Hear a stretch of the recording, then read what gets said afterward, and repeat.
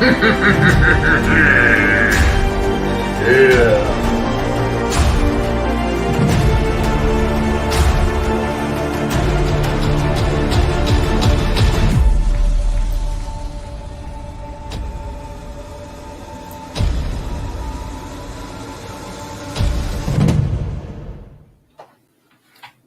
Ahoy, you dirty hexagon crypto pirates.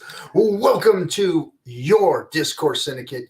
The Captain, RG3, here at your service, all by his lonesome. Don't know what happened to DC. The rest of the hexagons, haven't invited any of them. But hey, just me and you. That's what I like anyway, to be on. So, only one YouTube? No, I think there's two, unless I did get that stream off. I was trying to attempt to unfuck restreams fuck up, which is what they did. They, for some reason, they like to double stream. I don't know what's going on with the restream, but they are definitely jacking us, man. It's really pissing me off. But it looks like at least the title's updated. So, got some great DS news for you guys, for us, and for the Hexagons. We have monetized on YouTube. Yes, we have. We have monetized on YouTube. We have super chats. We have the whole kabang kaboom. And we're pushing to YouTube live and following all of their soy boy sissies la la rules that they want us to abide by. No guns, no banter, no super cuss, no any of that bullshit. Anyway, I got to take this cover off. It was a little cold today, so I was running around the house with my jacket. But anyway, take that shit off. How's everybody doing? Let's see if I can pull up the restream chat so I can start chatting with you guys. There it is. There it is. Look at that. Johnny No Good. Identity Block. Sammy in the house. Sammy, guys.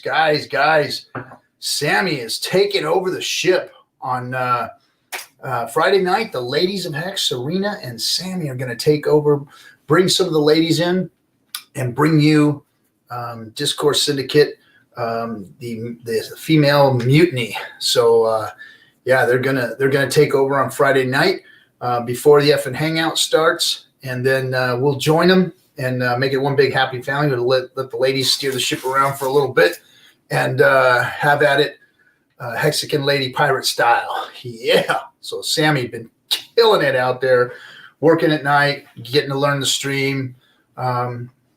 Appreciate you, girl. You're really one of us. You know, Sammy gets in there and hooks and jabs with everybody in the Twitters, and she's one of our biggest OG hexagons, by the way. She's an OG, and nobody on YouTube. I think I want to put this out there. Nobody on YouTube is more OG than Serena Alonzi on her YouTube channel. I think that most of us hexagons learned how to stake from her first video. So tip of the hat to Serena, and coming onto the ship on Friday. And she's as OG as it gets, guys. She was one of the first streamers, probably is the first streamer, but she was right there with Hexo, throwing it down. So Serena, gonna have her on Friday night before the FN Hangout. So I think they're gonna start it at 5 Pacific time. Let me see what's going on here. Yeah, now everybody wants to. I sent all these messages out before the show. You freaking dirty pirates, and nobody answers me. And now everybody wants to answer me right when the show starts. Awesome, guys. Awesome. I'll catch up with you in a little bit, Pep. So look who's here. Who's here. There we go. Late Coin Moses, otherwise known as Dollar Lost Crypto. Hey, can I tell you something though? Am I not on brand? Is Late Coin Moses not on brand? I'm saying like like the code doesn't lie, bro. You know? You're right. Sorry, man. I'm just feeling a little under the weather right now. It's fucking. It's rain. I worked yesterday in the rain and stuff, and I think that kind of messed me up, dude. It was cold too, bro. That was like, I mean, look. I'm sorry. we're big wussies out here in California. When it gets 40, 30 degrees, 30 something, 40 degrees out in California, it's fucking cold, man. It's like I've been in sub degree weather. I did cold weather training in Wisconsin. I did, lived on the East Coast for a while, and it's just cold. Colorado, cold. Minnesota, fucking cold. Yeah. But something about California, when it gets to that 30, close to freezing, 40-degree weather, and it's freaking cold out here, man. It's like, because, we're all running around with flip-flops and shorts. I'm bummed, dude. I haven't had my flip-flops on in like fucking a week and a half. I'm pissed. I want to put my flip-flops back on. Yeah. My chanclas. Don't have my chanclas on, man. No, well, it's just your body's trying to be efficient, right? So your body makes itself. It's like, imagine you get scientific on me and shit. No, well, it's not scientific. I mean, it just is what it is, right? It's like your body loves to do equilibrium, right? So it's the same thing with guys who do a bunch of roids without protecting themselves, like their balls shrink up because it's like, oh, what do I need this to? I don't need. Like that's what it does. So if it's like almost your body is like, okay, cool. I don't need to protect myself too much from the cold right now, because we're never in the cold. So I'll just take that energy and put it somewhere else. And then when it gets cold, that's why you get smashed, because your defenses are down. Yeah. And then once you get used to the cold, your body, you then can just work in the cold. I had friggin' hail ice all over my car the other morning when I got out, and there was like ice all over the windshield. Hey, I am down 7 pounds today. I mean, since I started. Yeah. Nice. Oh, look at that. Look at that. We got our first super chat, guys. I just told everybody we got super chats on now. KNTX. Who is that clown? Thanks, bro, for the $5. We got super chats. He says, oh, that's our KNTX, isn't it? That's Knuckles, isn't it? Knuckles. Dropping a 5 spot on us. Right on. So super chats works, bro. Good job. So we've set that up. DS is ramping up, guys. We are now an official real entity. Me and DC and Knuckles. We're boosting the production value. We're monetizing everything and putting some swag together for you guys. 3D graphics. 3D graphics. We got green screen. I didn't mute today. Real solid production stuff. Real solid. Let's see.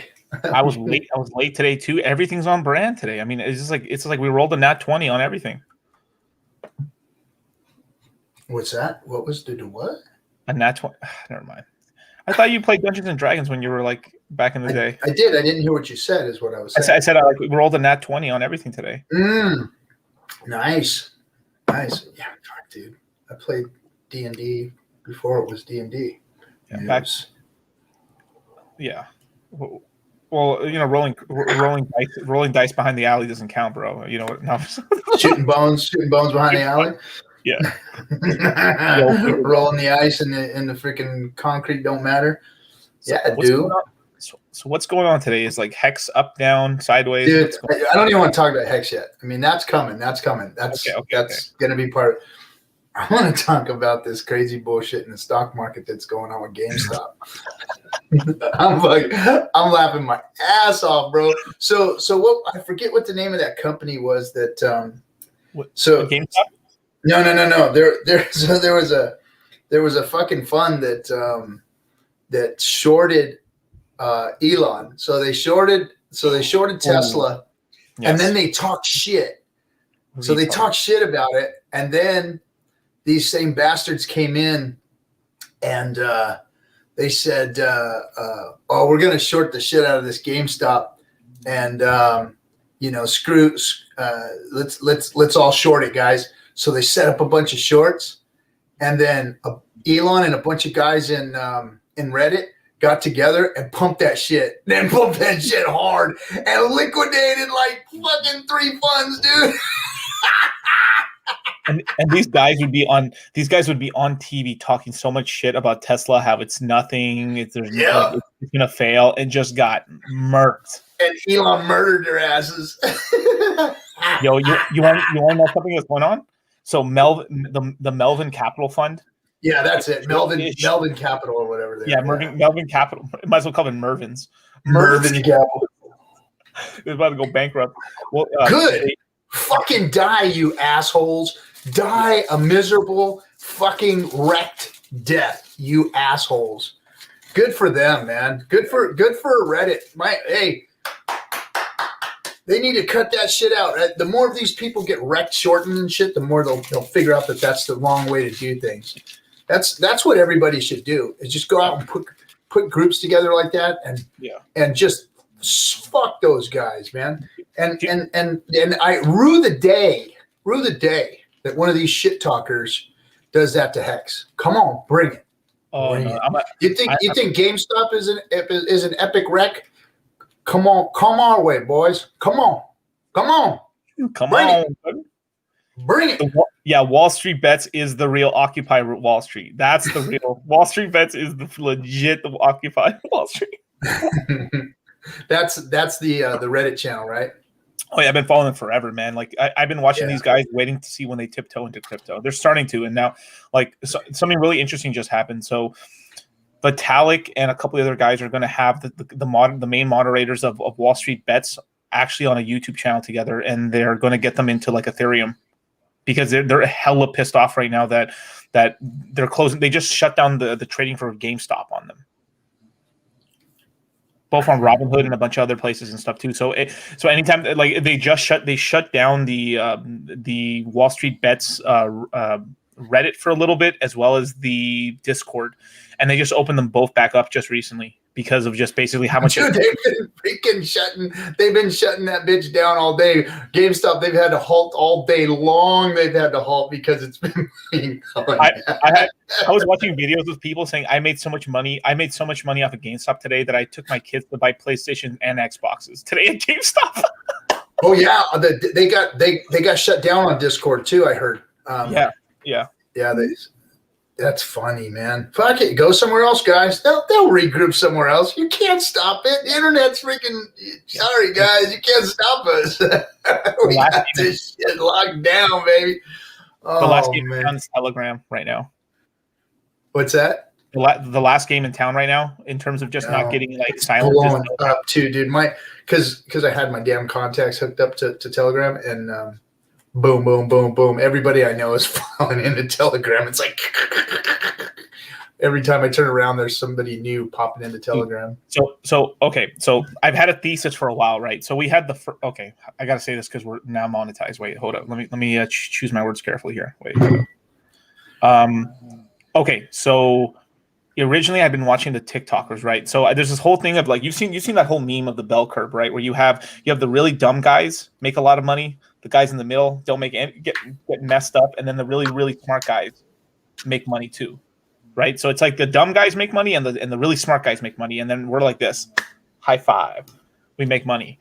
Well, I was talking about these TikTok guys, right? So that's the dumb side of the spectrum.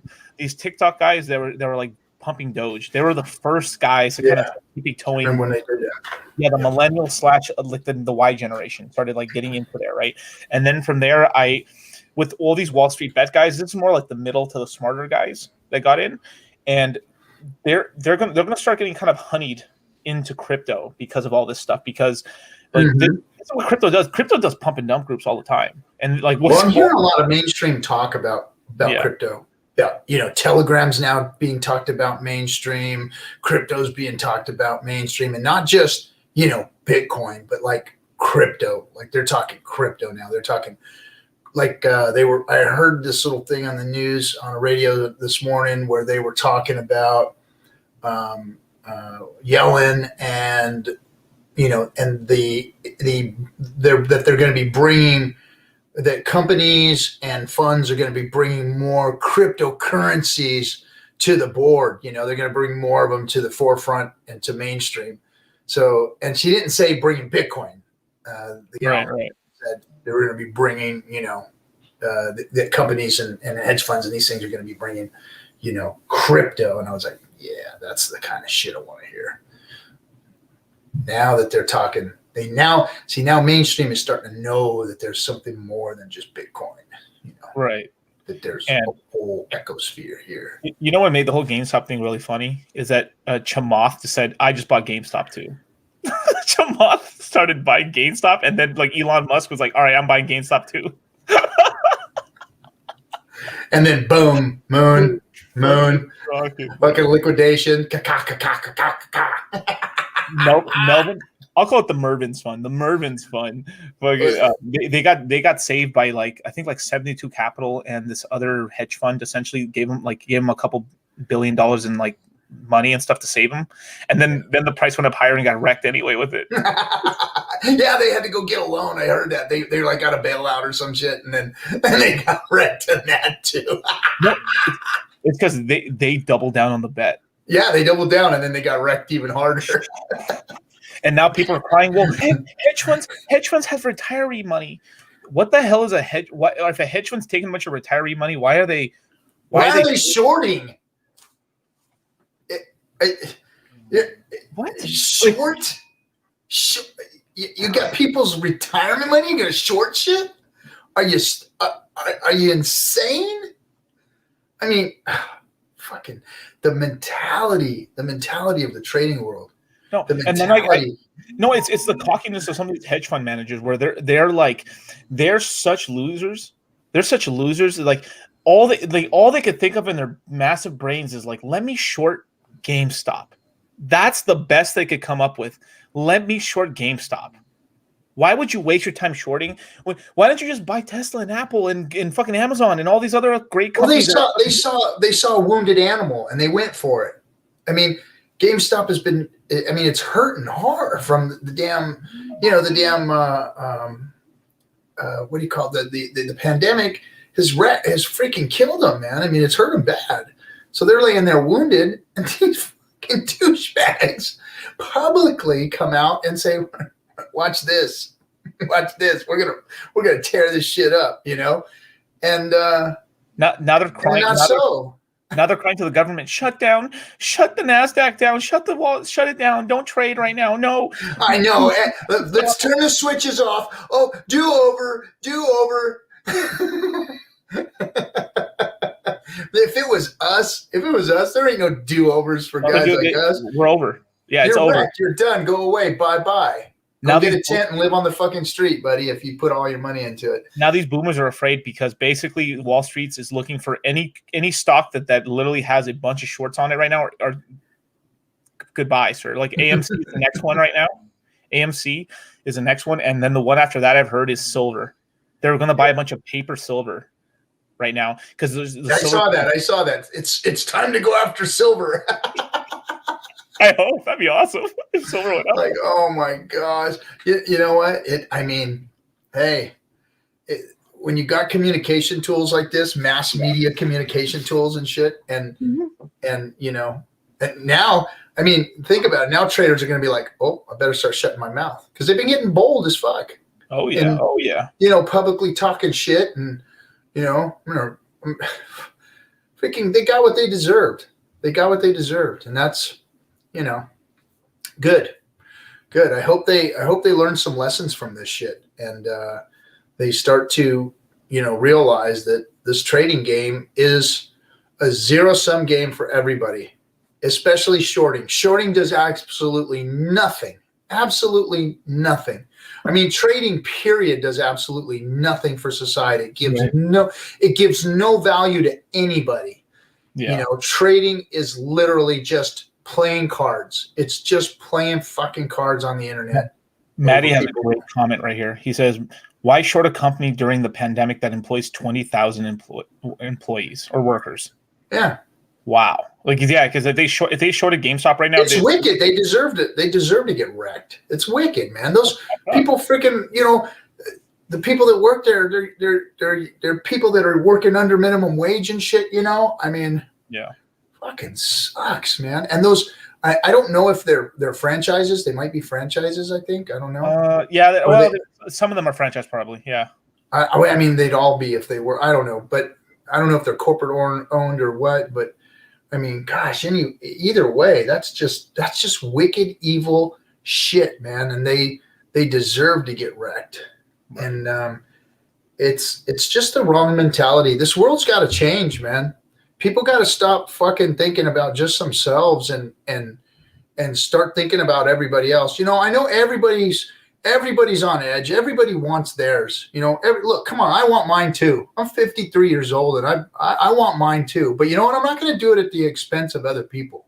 Right. That's the one thing. If I had a product to sell and I could get behind the product and it was good, or I had a service to sell and it was good and I could make things work. I quit a 6-figure plus job because I couldn't provide the services that they. So here's a little RG3 story for you. Okay. So I left my industry of being a millwright for a few years to go learn how to do sales. And let's just say I went to work for an extremely large telecommunications company. Okay. And I worked my way up through that few years from picking up the phone and selling long distance products to I was an account manager with about 35 accounts in the healthcare services sector in the vertical of healthcare. And so I was an account executive. I had data personnel, sold colo, sold equipment, sold phone systems, sold, data transport, ATMs, all that kind of stuff. And it was right when the voice over IP products were coming out, and fiber was coming to businesses, and they were bringing fiber in. Those kinds of things were starting to happen. It wasn't twisted pair with just T1s and stuff. It was now starting to turn into fiber, and it was getting high tech, high speed. And in the beginning, it was really buggy. The build outs were really buggy. Everything was really buggy. And I was an account manager, so I had control of my whole team of salespeople, technicians, all that kind of stuff. And I had very good techs that had been with the company for many, many years, like retirement age guys that were really good at what they did, because I was in the healthcare market, which you have to service them, you have to be up. So I was pulled into a sales meeting, typical monthly sales meeting. And I was told, hey, we've got to sell, 3 of these units of this new product, this new fiber-based product every month. We have to sell these.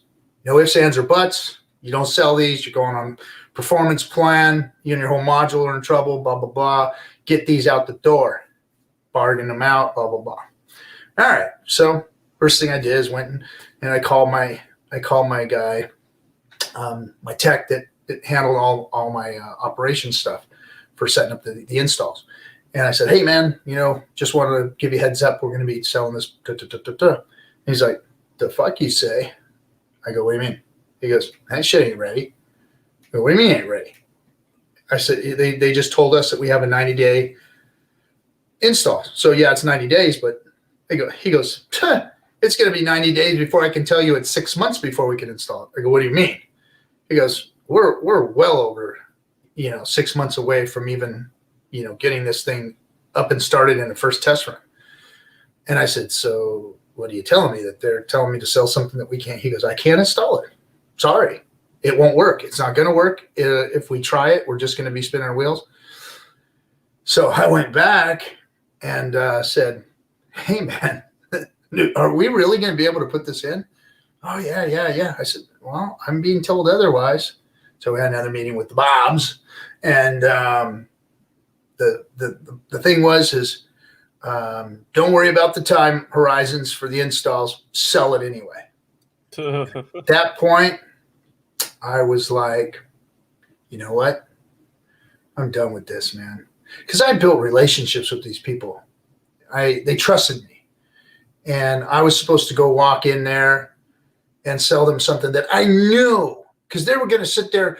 The operations guy that was going to put it in was going to give me the okay to go ahead and do it.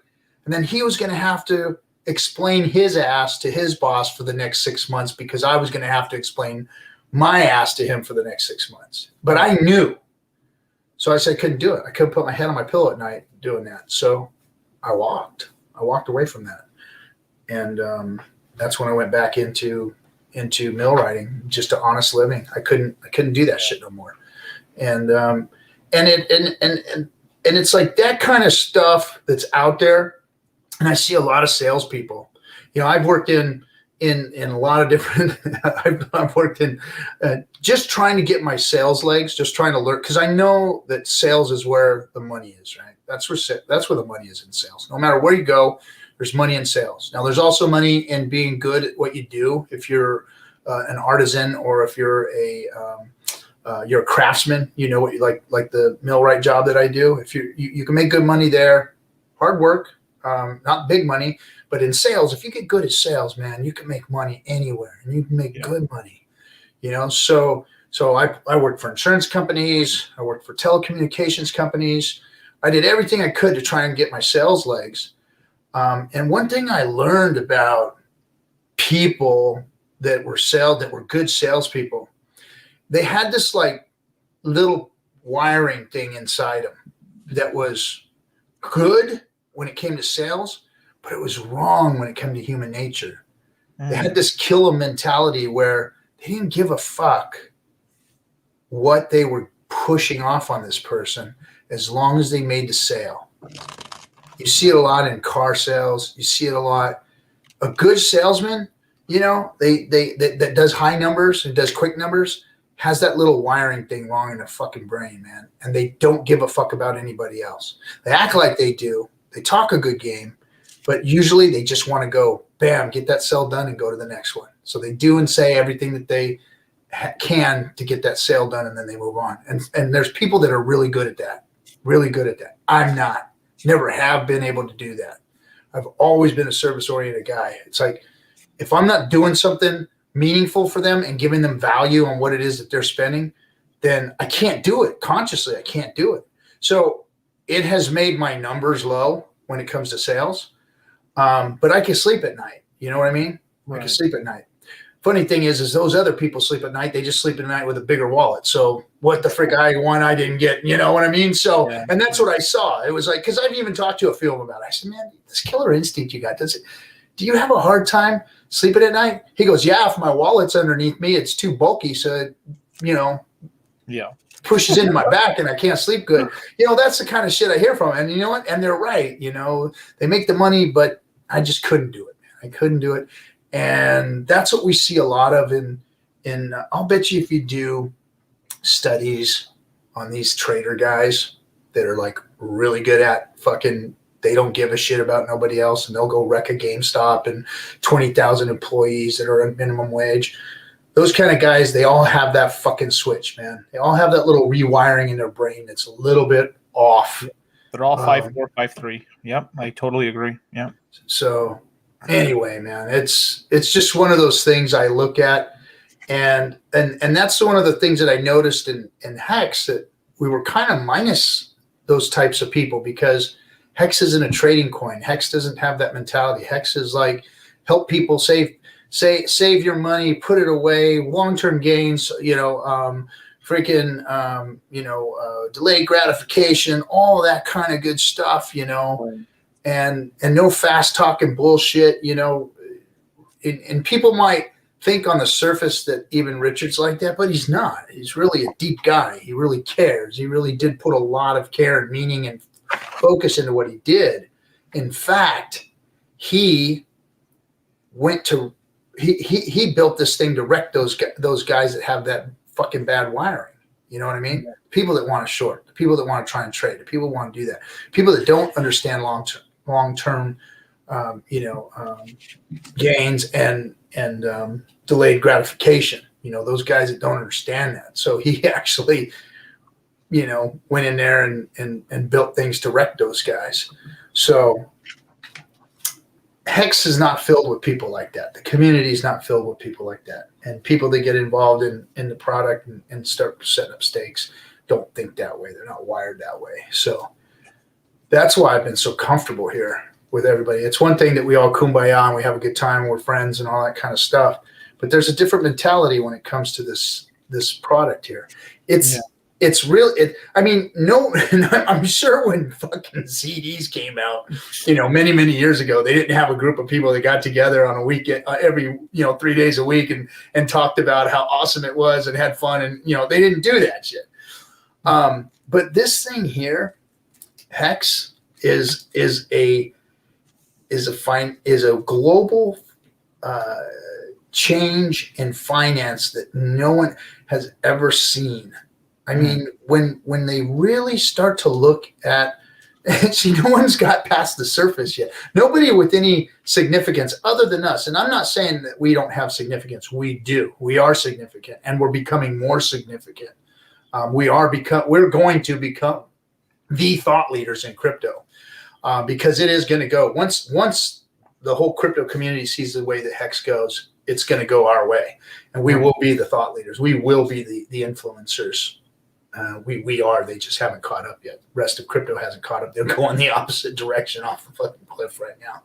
But when people find out the power of shares, the power of a completed product, of the power of the audits, the power of such a low supply. Oh my God, the supply is so freaking just gobbled. Oh my gosh. I mean, think about it. The inflation is going to be so low and only going to stakers. It locked up for an average of 4 point something freaking years. I mean, the value of Hex is going to be so insane in the crypto space that it's going to blow people's minds. It really is. I think it's going to blow our minds. It's going to blow our minds what's going to happen, because it is far from where it's going to be. Far from where it's going to be. This is just taking a breather after it was just thrown out the birth canal, you know? That's all this is. They're just wiping the goo off of freaking Hex right now and getting ready for it to start, crawling and walking and doing all that shit. This thing was just birthed this year. I mean, hey, happy baby Hex. Here we are. That's it, man. This is a brand new baby in crypto. And, nobody's ever seen anything like it. Now wait till it starts walking and talking and running and doing what it's going to do.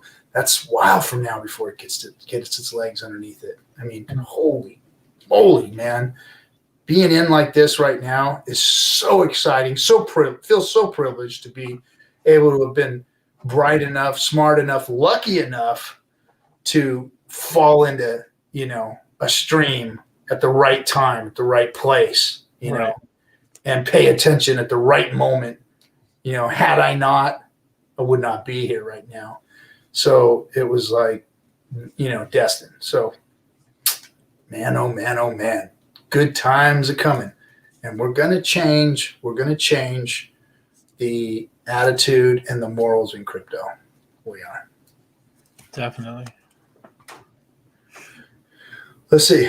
Are we dip buying under a penny? And we're dip buying it. Yeah, man. I'm DCAing my ass in every single chance I get a little bit of spending money to throw in there. That's what I'm doing. I've got my little bag I'm buying. Little DCA. Yep. Little DCA. I mean, I'm not dumping anything large. I'm not selling anything. I'm not doing any of that stuff. I already did that with all my crypto early in Hex, and so now it's like, yeah, I'll DCA in for a while here, and then there's going to be a point where enough's enough, because the freaking gains are better than anything I can buy right now. So, I mean, it's like, what's my little pittance, going to mean to what my shares are doing right now? So I know that we won't be at 40% forever. It would sure be nice. I mean, I'll take it as long as we get it. It's a lot of interest, dude. It's like stupid interest. I mean, if I look at it, I want to look at what we did today. Let's see. Let's look at Staker. I just want to look at Staker, because I get such a kick. God dang it, Steph and Firebun, you guys are so awesome. Let's see. Oh my gosh, it's freaking insane, man. Freaking insane.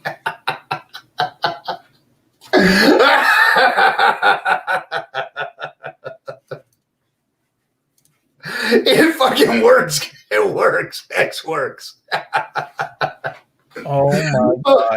Oh, that's my, and this is every single day, every day I feel like that. Every single day. And that is, and we're in a dip right now. Oh my gosh. This is killing me, man. I mean, just look at your staker app, guys. Look at your gains every day. If you're staked out, look at those gains, man. Look at those freaking that interest gain you're getting every single day. Oh my gosh, man. It never stops. It's just a freaking, it's better than a mining operation. It's better than a mining operation. That's what all I got to say. It's so fucking awesome, man. Oh, okay. I'm done. You got something to say? I don't know. It's like, it's hard to top that, bro. Oh, jeez, man. It's a lot of stuff though. Whew, I mean, what I'm doing right now is I'm DCAing, but I usually wait a couple weeks so it's big enough so it's worth staking. You know what I'm trying to say? Yeah. Let's see. Oh, I'm missing the. So sorry, guys. I'm seeing YouTube. Let's see. I make more in trustees' interest than I made nursing working 60 hours a week. You're right, Randy. Trustless. That's the key word, guys. So mad gains, trustlessly, to say that correctly. Mad gains, trustlessly. Not mad games because I'm in a scam or I'm in a short or I'm in a pump. Mad gains in a dump, in a downturn, in a sideways action. Mad gains trustlessly during that period. I mean, what in the entire fuck is, I mean, why are we not the biggest crypto? Well, we are the biggest crypto. Crypto just hasn't caught up to us yet. That's what it is. They haven't caught up. And when market cap finally blows their mind, you know, and we're sitting in the spot that they have to put us in, which will end up being number one. It's already built into the contract. It's already baked into it. You can't stop Hex from taking over market cap. I looked at that and you know, and I can't explain the way that it's been done or give it justice. Let's just say like that Coffee does that like fucking amazing. That's why I love my little nephew Coffee. He can explain that whole thing to you. All I can tell you is that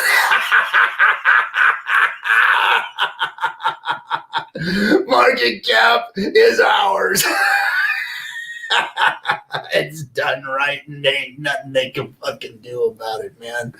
There ain't nothing they can do about it. That's another chess fucking move that they ain't gonna be able to get away from. It's like every angle they get cut off. They're getting cut off. Every angle they try and take on Hex, or every angle that they thought that they had to jump on Hex, or the jump in crypto, because they really aren't paying attention to Hex. Every little thing that they had going for them is going to get wrecked. Is already. I mean, it's in the crosshairs. It's over. I mean, freaking Richard did it. Dude, man, I am just so impressed with everything. No matter what you look at, it's just fucking brilliance all over the place. See, I'm the guy that gets excited about what all you guys have talked about. You guys have all talked about all this stuff ad nauseam. Share price, how, you know, market cap has been set up, the OA, stakes, where the stakes are at, the billion Hex stake that's sitting there at March 15th, the wall of stakes that are coming out right now that are getting liquidated and freaking sold into like a wiggly straight freaking line at a penny. They're liquidating. They're getting out. They're going away. All of this stuff that you guys have talked about in depth, I just fucking love it. there ain't nothing that crypto can do about it. Hex is freaking winning. We're winning. We're winning the damn game. We're winning.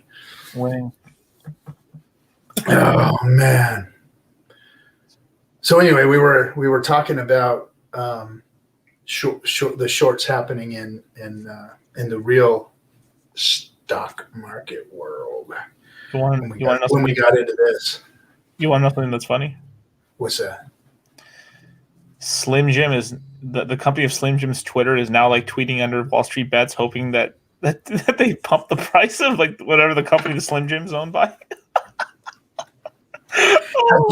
Have you ever seen Steakum? Steakum? No. What is it? So, you know what? We should be promoting Steakum.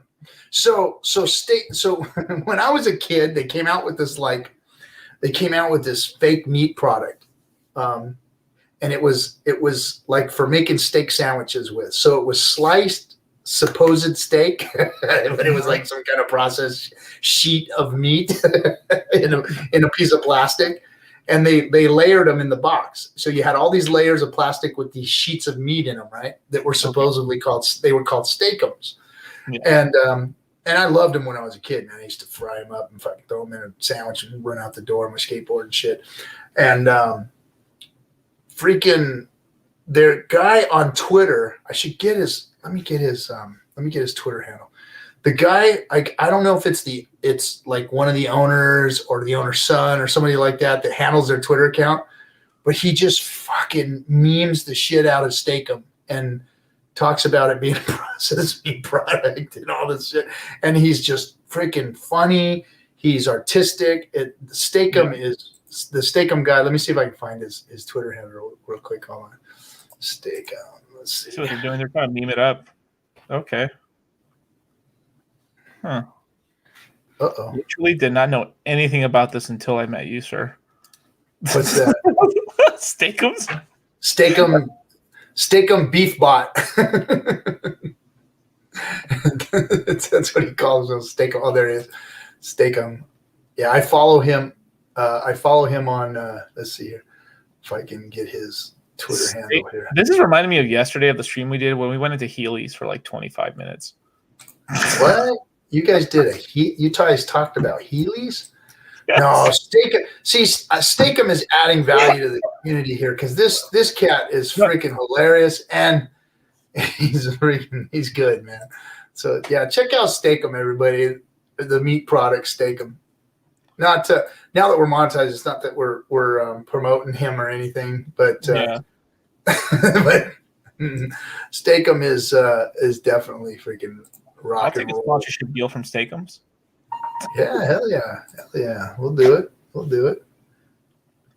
Dude, that's hella crazy. But we had a really funny idea yesterday on the Knights of the Crypto Table or whatever we're calling it.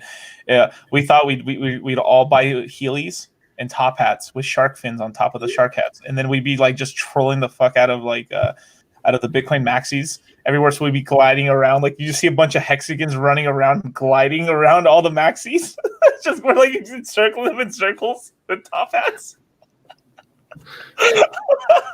Would be, oh my god, that'd be amazing. We'd kill it with that. I'll put Hexmax. I put down an order for those motorized ones. I'm going to be the first Hex to enroll into the BTC conference. Yeah. Oh boy. Yeah, that's going to be some Heelys, bro. Just like going around, just skating around all these guys. You know, I haven't looked at that. It's supposed to be the world. It says the world's biggest Bitcoin conference, right? Right. So California, April. Jesus.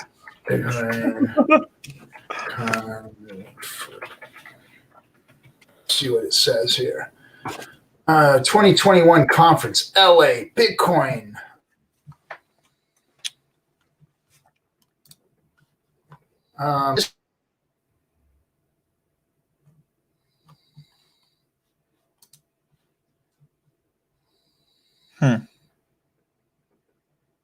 Wait, hold up. Did Captain freeze or did I freeze? What? Oh, there we go. Did I freeze? Yeah. Did I freeze? Wow. I am freezing. I wonder if it has to do with let me make sure I don't have anything else turned on here. Because I don't have a video card right now. I'm working on that. Brandon RG live on the same block. Captain froze. Okay. So 5 guys sitting around the water cooler. Wow. Okay. Am I back on? Yeah, you're back on. Okay.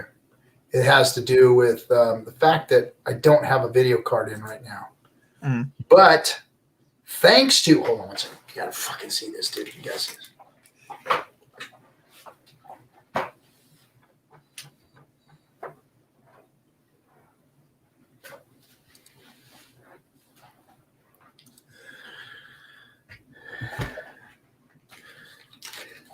So I made a mention about needing a video card because I've got this new computer put together and can't get a video card because the prices just kept going up and up and up and up, and I couldn't catch one. I couldn't get one.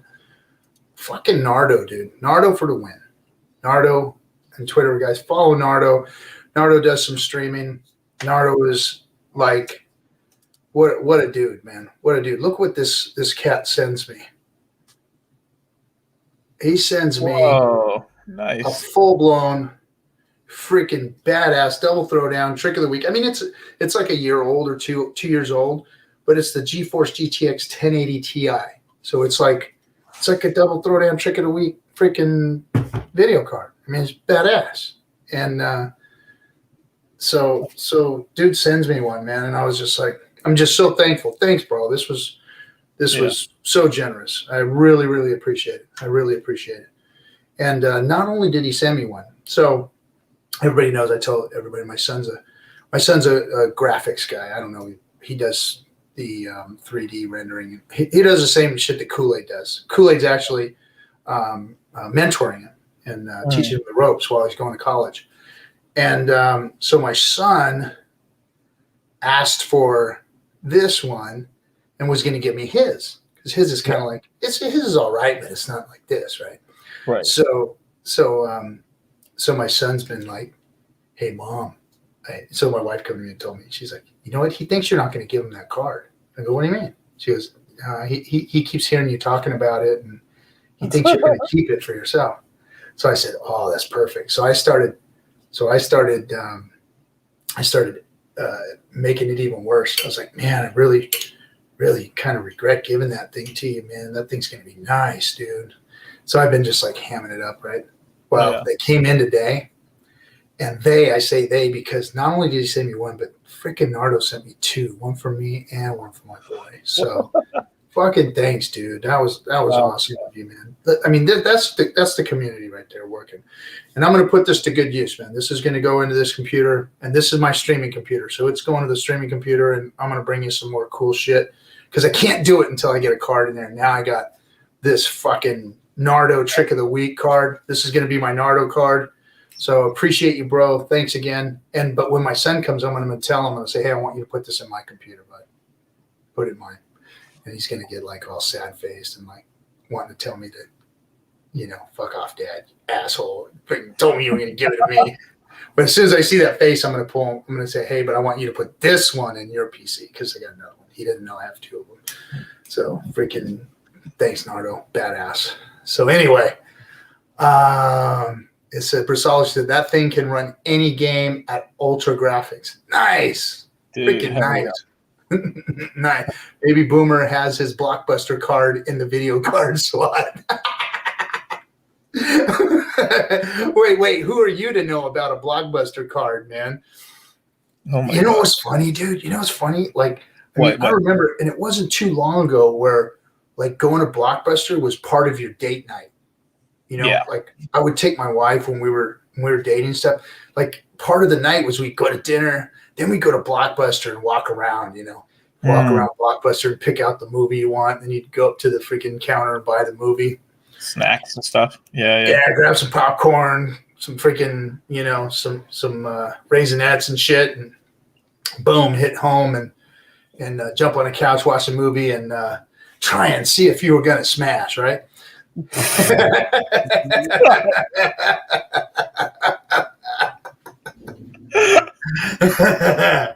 Oh man, those were the days.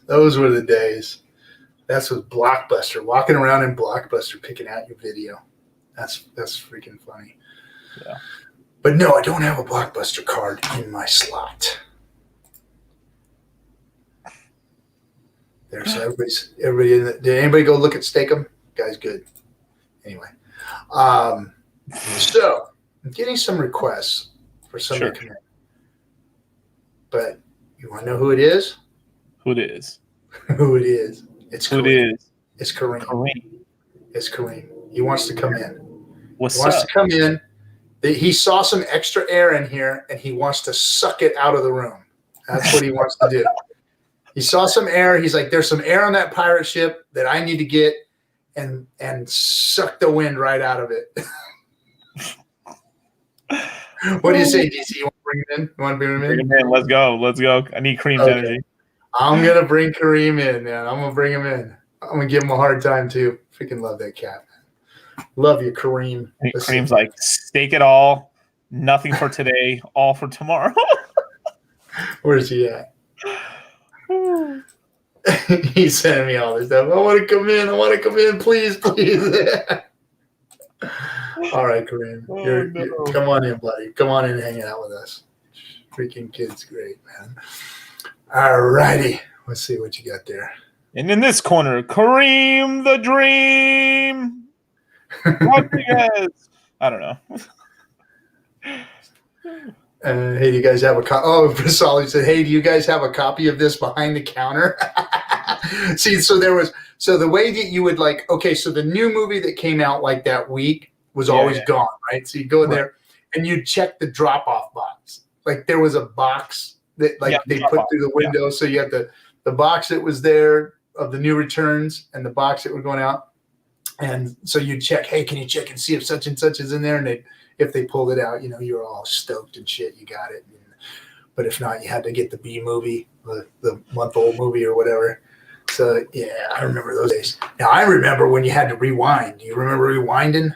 Oh, yeah. Oh, yeah. Get the or rewinder. 50 cents or some shit, right? And they charge you 50 cents for not rewinding. You had to had the rewinder at home. You'd be driving into the Blockbuster and looking at it going, "Oh, fuck, I forgot to rewind this son of a bitch." I used to remember too, even back then, man, it was like you rented 2 movies and some popcorn. It was like $25 or so to rent a movie.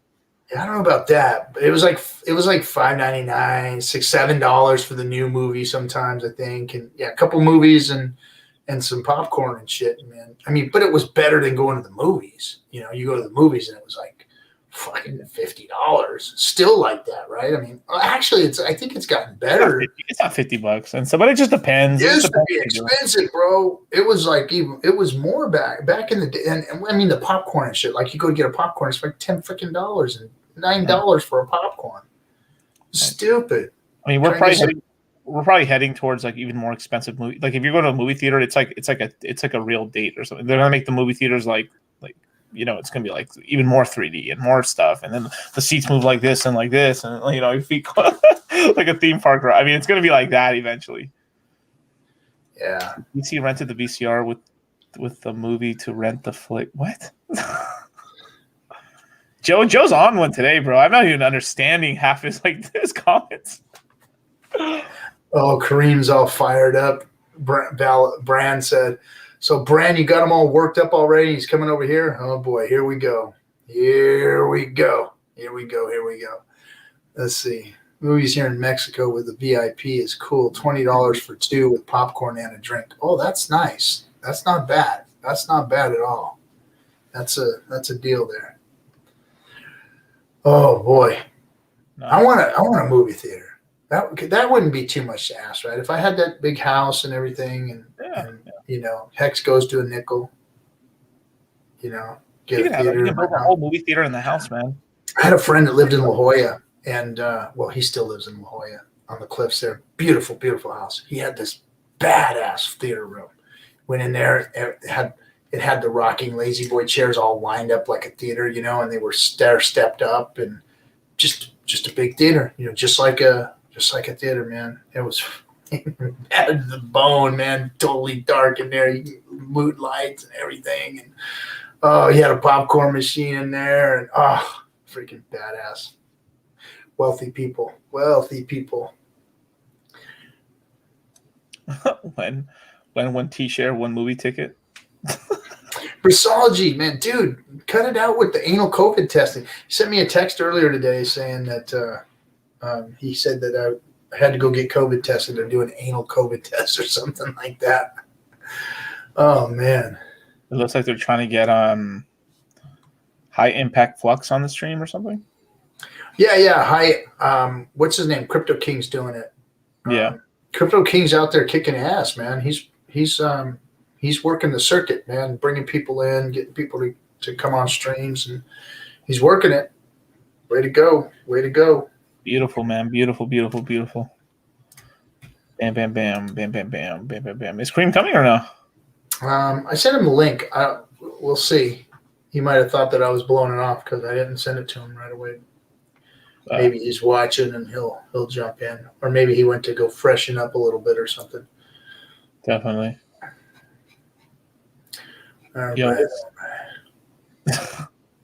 This COVID testing thing is insane. What you guys are talking about right now? Are they talking about Brissologies? Yeah, in the comments in the StreamYard, not in the YouTubes. Yeah, we got to get rid of one of those YouTubes, man. It's kind of like we need to have it all in one place, basically. Well, yeah, it has nothing to do with getting rid of one of the YouTubes. It has to do with Restream is pushing it for some reason, and it's turned off in Restream, but for some reason it's pushing it still. So we're gonna try. I tried pulling it completely out of Restream, but it nothing doing. It still pushed it today. I don't know why, because it's not even in there. It doesn't even exist in Restream. As I look at Restream, it doesn't even exist. It's just so freaking funny. I think the name got updated properly, but I don't know why it's pushing like that. But that's all right. We'll get all of this stuff squared away. I think I'm going to switch over to the paid version anyway because I want to run Theta from there too, because we got to get that Theta key up and running.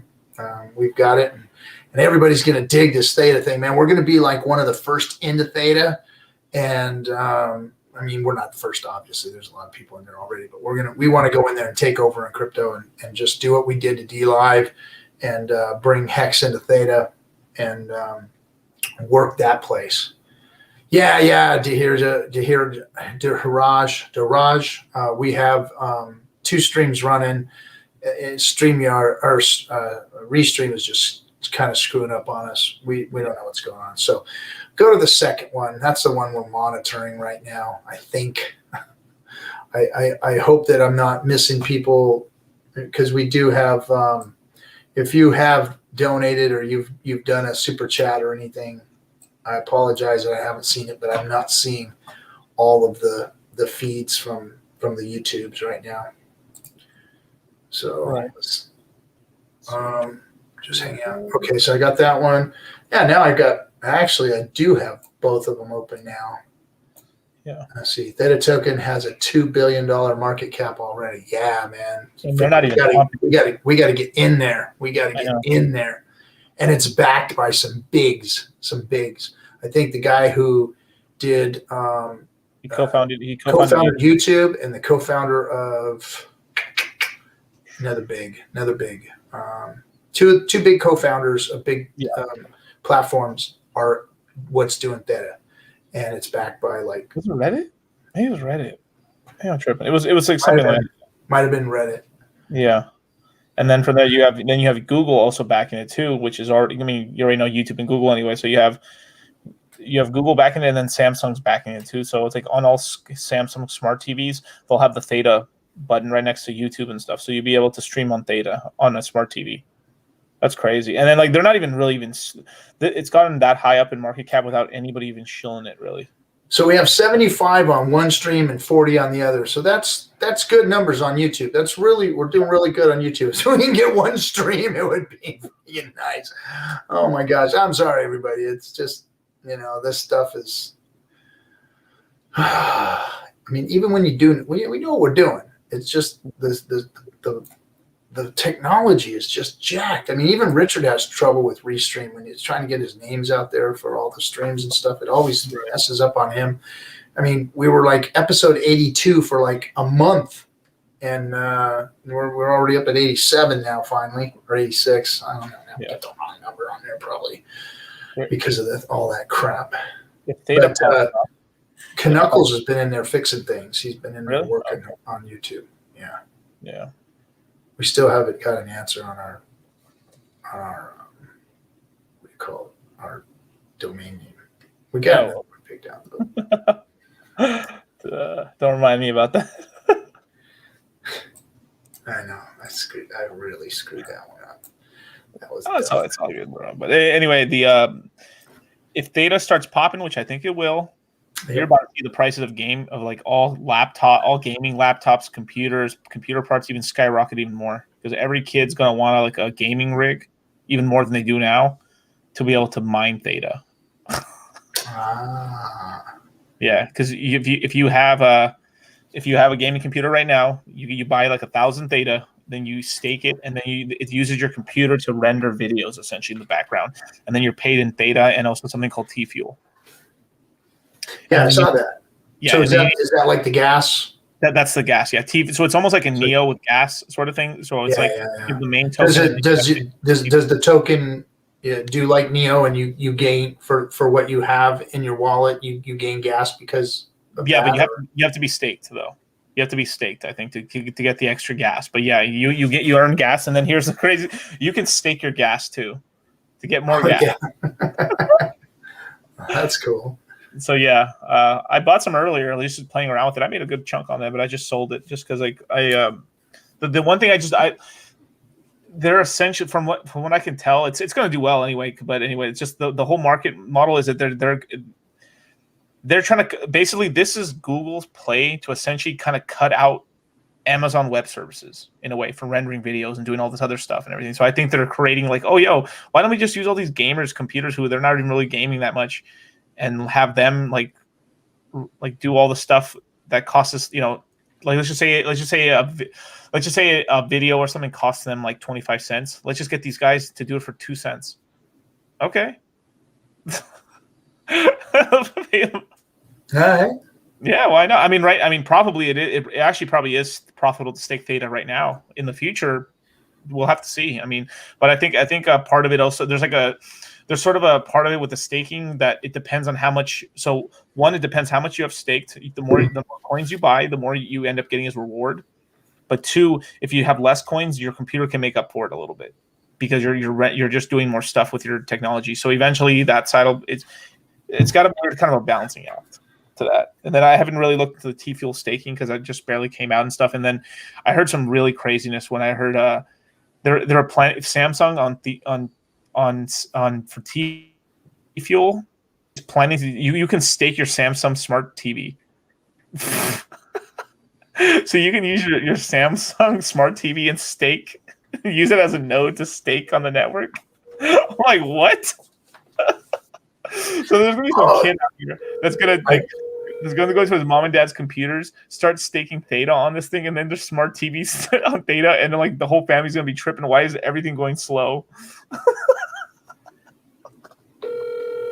Hold on. Oh my god! Outsourcing labor in a way.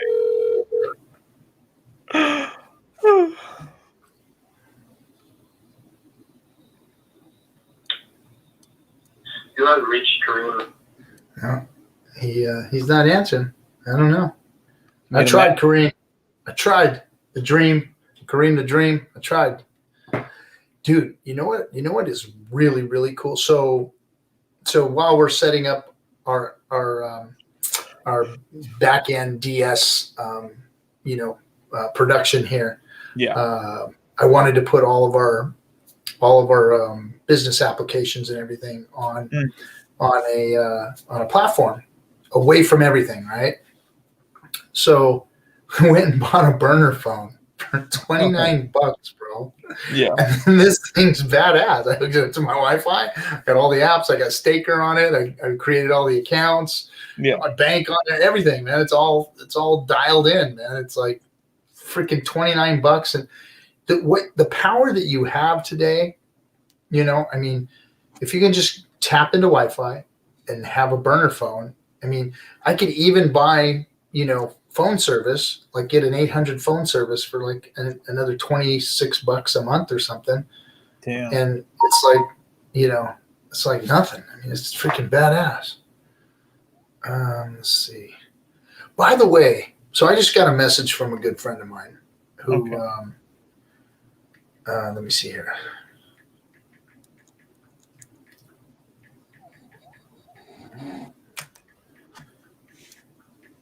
Hold on a second. I'm going to send him. So I've got a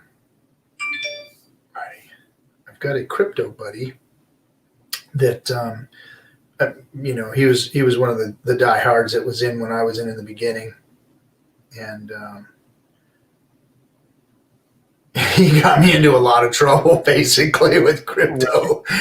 He's the one that just loved looking at all these other projects and ICOs and all this stuff, and that's how I got a lot of my crypto legs under me is through my buddy here, and he's the one that knows those people over at ZoomCoin, and I'm actually working behind the scenes trying to get us recognized over there.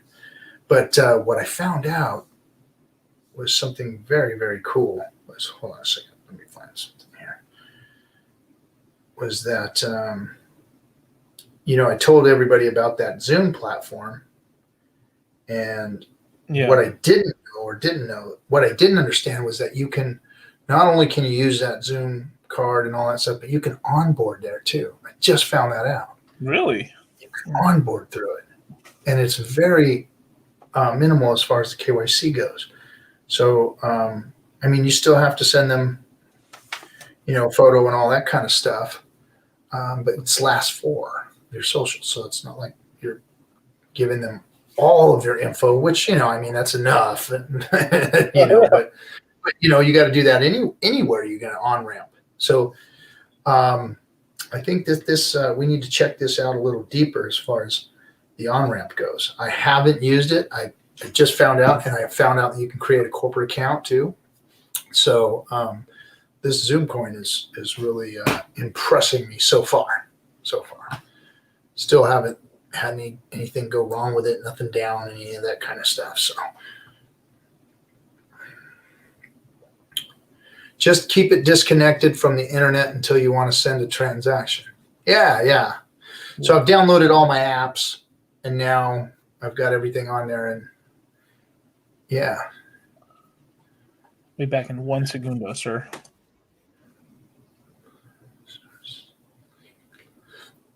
Let's see. You can use the phone like a hardware wallet. Yeah, you can. Captain Breaking Bad. Oh boy. There you go, Cap. Yeah, the burner phone. I mean, I'm not using it for illicit activities. I needed another identity basically for Discourse Syndicate, and I didn't want to put it on my phone or any of that kind of stuff. So wanted to have it, separate. So for $29, I mean, shit. And it's an Android. Now I'm back on Android. I'm not Apple-based product with an iPhone. I got now I have an Android and a PC. I'm back to good with all of you guys now, right? So now I'm in the friggin' real computer world. Yeah. So it's nice having this. Or having different options. I like having different options. I have like one computer that I do all of my stakes with, and then remove my MetaMask from it. And now I don't have any stakes coming out for way into the future. I had a little bit that I was going to bring out, but I emergency end staked and stuck it all out past 2021, 22, and then beyond, of course, to 5,555. So I pushed it all out there. So I really don't have, 2021 is going to be nothing for me except for mad gains. I am so freaking stoked. Let's see. Randy said Connect Financial has their Visa credit card plus crypto wallet coming out soon. Right on. Also, I want you to teach me about library, Randy. I want to learn about library because We want to be on Theta and Library and kicking ass on YouTube. Well, because right now I think that's the game is Theta, Library, and YouTube. And then, we can push to Twitch and all the other stuff, the Dlives and all that other stuff. And but I think that those other streams those guys are going to be the kingmakers there. So I'm stoked on that. And then so no Kareem the Dream. All right, bud. Let's see. Let me see what we got in the chat room. Let's see. I'm going to read some of you guys' stuff here. Trying to reach a 3-year goal and 5-year goal with shares. Huddle Dog said it best. It's getting really harder to get these T shares. It is so true. You are absolutely correct. Those T shares are like, when I get Hex, when I buy Hex, really I don't even notice the Hex. I don't even look at it. I go, okay, what kind of T share can I build with this? How many T shares can I get for this? And throw it out there and start looking at it. It's like, oh man, I remember those days of those big T-shirt days. And it's like, it's going to get worse, guys. It's never going to get better. It's never going to get better. So not staring at that closed door and just going in and just getting your shares. That's the way to do it. And Kareem, I wish he would come on because now I do want to talk to him. If Kareem, when he talks about with the utmost confidence that that 5-5-5, the Quattro Cinco is like where you should be. Staked out past 10 is where you should be, and he's right. I mean, if you're not looking at short-term gains or tradability or any of that kind of stuff with Hex, and you're looking at using Hex for what it's really good for, which is making interest, which is, utilizing T-shares to build something for the future, then that's exactly right out there. And especially for all you younger guys and gals out there. I mean, come on. If you're 10, 15 years goes by so quick. I mean, I got a daughter that's 16, and she went from freaking 0 to 16 in like a blink of an eye. It was like nothing. I was getting into, the gaming world when she was, born, right when she was a little baby, I mean, it was insane, man. It goes so fast. And 10 or 15 years for people who are in their 20s, 30s, 40s, it's nothing. I mean, even if you're in your 50s, I talk shit all the time about being old, because I'm around so many young people. Like I got DC here, all you guys are young, but 53 is not old either, because 65 is just starting to become retirement age. Like 65, and no, people don't retire at 65 anymore. I can't do it. It's just Social Security doesn't do it. It's like now they go to all the 75. People are working. Shit, one of the guys that I had on my crew the other day was 78 years old. It's like, geez, dude, still out in the field working, bro. Oldest millwright I've ever met in my life. 78 years old, man. 78. It's like, holy moly. Still doing it. Hey, man, more power to him. He digs Shout out it. to Obi-Wan Kenobi or Hex Kenobi for the $2.99 super chat. He dropped something in the super chat. Our second super chat. Where's that at? I don't see it. On YouTube and stuff. On the I think on the one that's called. Oh, there it is. Toby Kid. Wan Hexobi. Hey, thanks, bro. Hey, Cap, didn't know we could super chat. Nice. Yeah, man. We just turned that on. Appreciate you jumping in, man. That was Knuckles got that set up. We finally monetized on YouTube. We figured that we were clean enough and we followed the rules long enough that we'd go ahead and do that and go ahead and bring attention. So we ran our first ads today. So if you go and watch Discourse Syndicate, you're going to see ads. I think our first ad was Jamie Foxx shilling some gambling site or something like that. I was like, oh man. So Yeah. So shout out to our sponsors. Our first sponsor was like, oh man. So yeah. So leverage trading. Oh, look at that crypto coffee! Couldn't even spare the whole buck and gives us a 99 cents there. Wow, Thanks, bro. coffee. Appreciate you. And he's got a hot dog in there too. There's not even mustard on that hot dog. There's no the mustard fell off that hot dog, baby.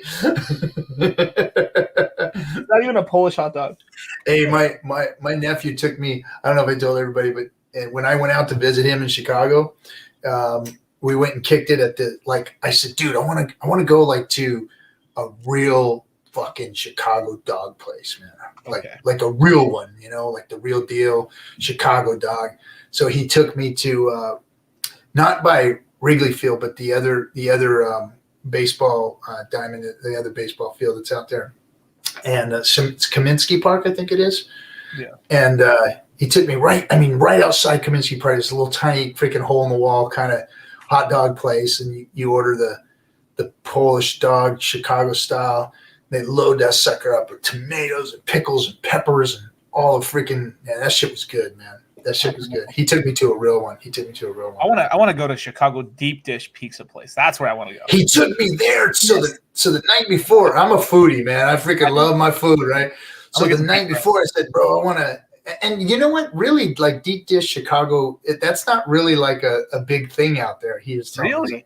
He's like, that's everybody's kind of thing, but it's not really. He goes, there's some good places out here to do it, but he goes, it's not really it's not really that big a deal. But he took me to this really nice place, down a small town walk place, and we went down there and sat down, and they brought that fucking pizza was good, dude. That was a good ass pizza, man. That was good. We threw down on that one. And then, hey, Quarter Panda, thanks for the 369 on the Discourse Shillers. Yeah, baby. Yeah. Look at that. Our first super chats. Quarter Panda. David just sent us a shit emoji. David Fitter with a 99-cent load of shit. Thanks, David. You rock, bro. David, our tattoo man. Man with the tattoo. The man with the hex tattoo. That's David Fitter will forever be known as the first dude that rocked a fucking hex tattoo. On stream. He did it on stream. I think there's other hex tattoo out there, but he was the first one that had it streamed live, and he got paid for that shit, man. He got paid. that tattoo is going to be worth some bucks one day. Some bucks. I think someone got one on his ankle, if I remember right. I can't remember who did it though. Who the fuck was that? I think it was just a top hat. It was just a top hat. Oh, okay. Oh, here we go. Macro Hexagon NYC has the best pizza. Here we go. Here we go. New York people always with this shit. But let me defend New York because see, here's what I found out. So I got I got a buddy that owns a 909 club in California here. It's a bar for USC. It's a very famous USC bar here in Southern California, and he bought it many years ago. And he's a pizza guy, and he owns a couple of other pizza joints out here in Hollywood area. But that's his main club. And he told me, he goes, the reason that New York pizza is good, and I'm going to tell you why, is because of the water. I said, what? What? It's the water. It's the water. And what people don't understand is that the minerals in New York water is very, very high. They've got real hard water, right? California's got really soft water versus New York's high mineral water. But the minerals that are in it do something to the dough that makes that shit taste like it does in New York. And he ships his water in from New York to make his damn pizzas, and he literally has his water shipped in so that he can make New York pizza. Right, I know it sounds really weird. I thought it was kooky when he was telling me it because he's one of those guys that just, he just goes off the chain yelling at you. And I'm like, I'm like, dude, really? Come on. I mean, he's like, no, you don't get it. You don't get it. I'm telling you right now, it's freaking the water, man. It's the fucking water. And I'm telling you, it's the water. Watch. And he said, I've tested it. I know it's the dough in the dough. I know the consistencies of the dough, and the water out here sucks, and you got to use New York water. And that's what it is, man. It's the freaking dough. And they sell special filters to make New York style pizza. Yeah. I think it's like, it's the way the hard water is softened or something like that just makes a New York style pizza the way it is, because they got real hard water out there. I don't know what it is, but it has to do with the difference in the water. And water. What's wrong? New Yorkers, why do you guys get rid of the R's? Why does the R's disappear? Yeah, do you think Cameron for that? And then they stick it on the ends of other things, right? So they'll take it off of one word and stiff it on the end of somewhere else because they've run out of places to stick those R's, I guess. Jimmy wants the link to the filter. Link the filter, please. Oh, man. Brita, baby. It's not Brita. You know, another hey, El Hexadente dropping a big 5 spot on us. Thanks for everything, fellas. No, thank you. Thank you for everything. It's guys like you that makes the Hex community great. I see you out there all the time, bro. You're in the Twitters. You're supporting us. You're supporting Hex. You're always supporting all of the YouTubers, and you got your own thing going, man. You are definitely a gem in the community. Thank you, bro. Thank you. But I was always telling about all these friends I have. Well, I do have a lot of friends around the country, but I had this buddy in Ohio that made a pizza oven in his backyard, like this freaking very, very expensive pizza oven. He had it imported from Italy, and he would just have pizza parties over at his house. He'd invite everybody over, and son of a bitch, man, that thing made some good ass pizza. I mean, you just go there and hang out, and he had a whole table full of toppings. You just throw them on there, and he'd throw that shit in his oven, slide them out. Man, what a party that was! That was good stuff. Yeah, those pizza ovens. I'm thinking if I ever redo my backyard and do what I want to do to it, I might put one of those pizza ovens back here, because I'm going to tell you, that was a fun time going to that dude's house, and everybody's just cracking beers and making their own pizzas and pulling them hot out of the oven. Oh man, dude, freaking badass, man. That was a good party right there. That was good party time. Okay, let's see. I was gonna look at the chat a little bit. I wonder what happened to Kareem. I wonder what happened. Maybe he went to bed. 9, 10. Maybe it was too late for him.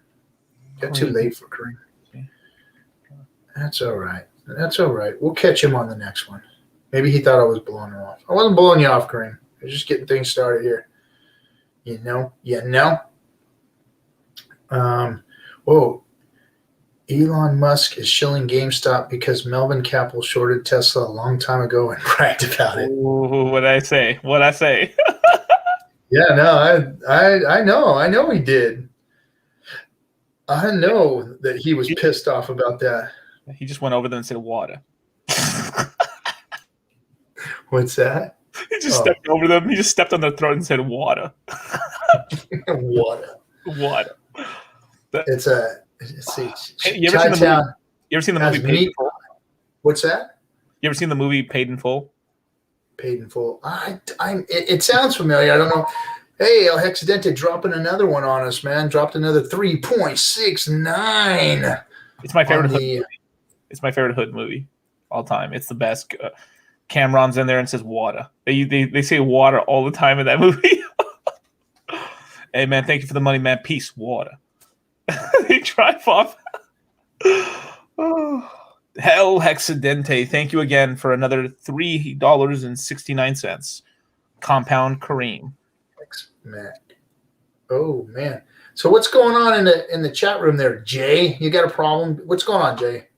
If I pee in the dough, would it make it pizza? And then he said, Hex Mac give. What the heck?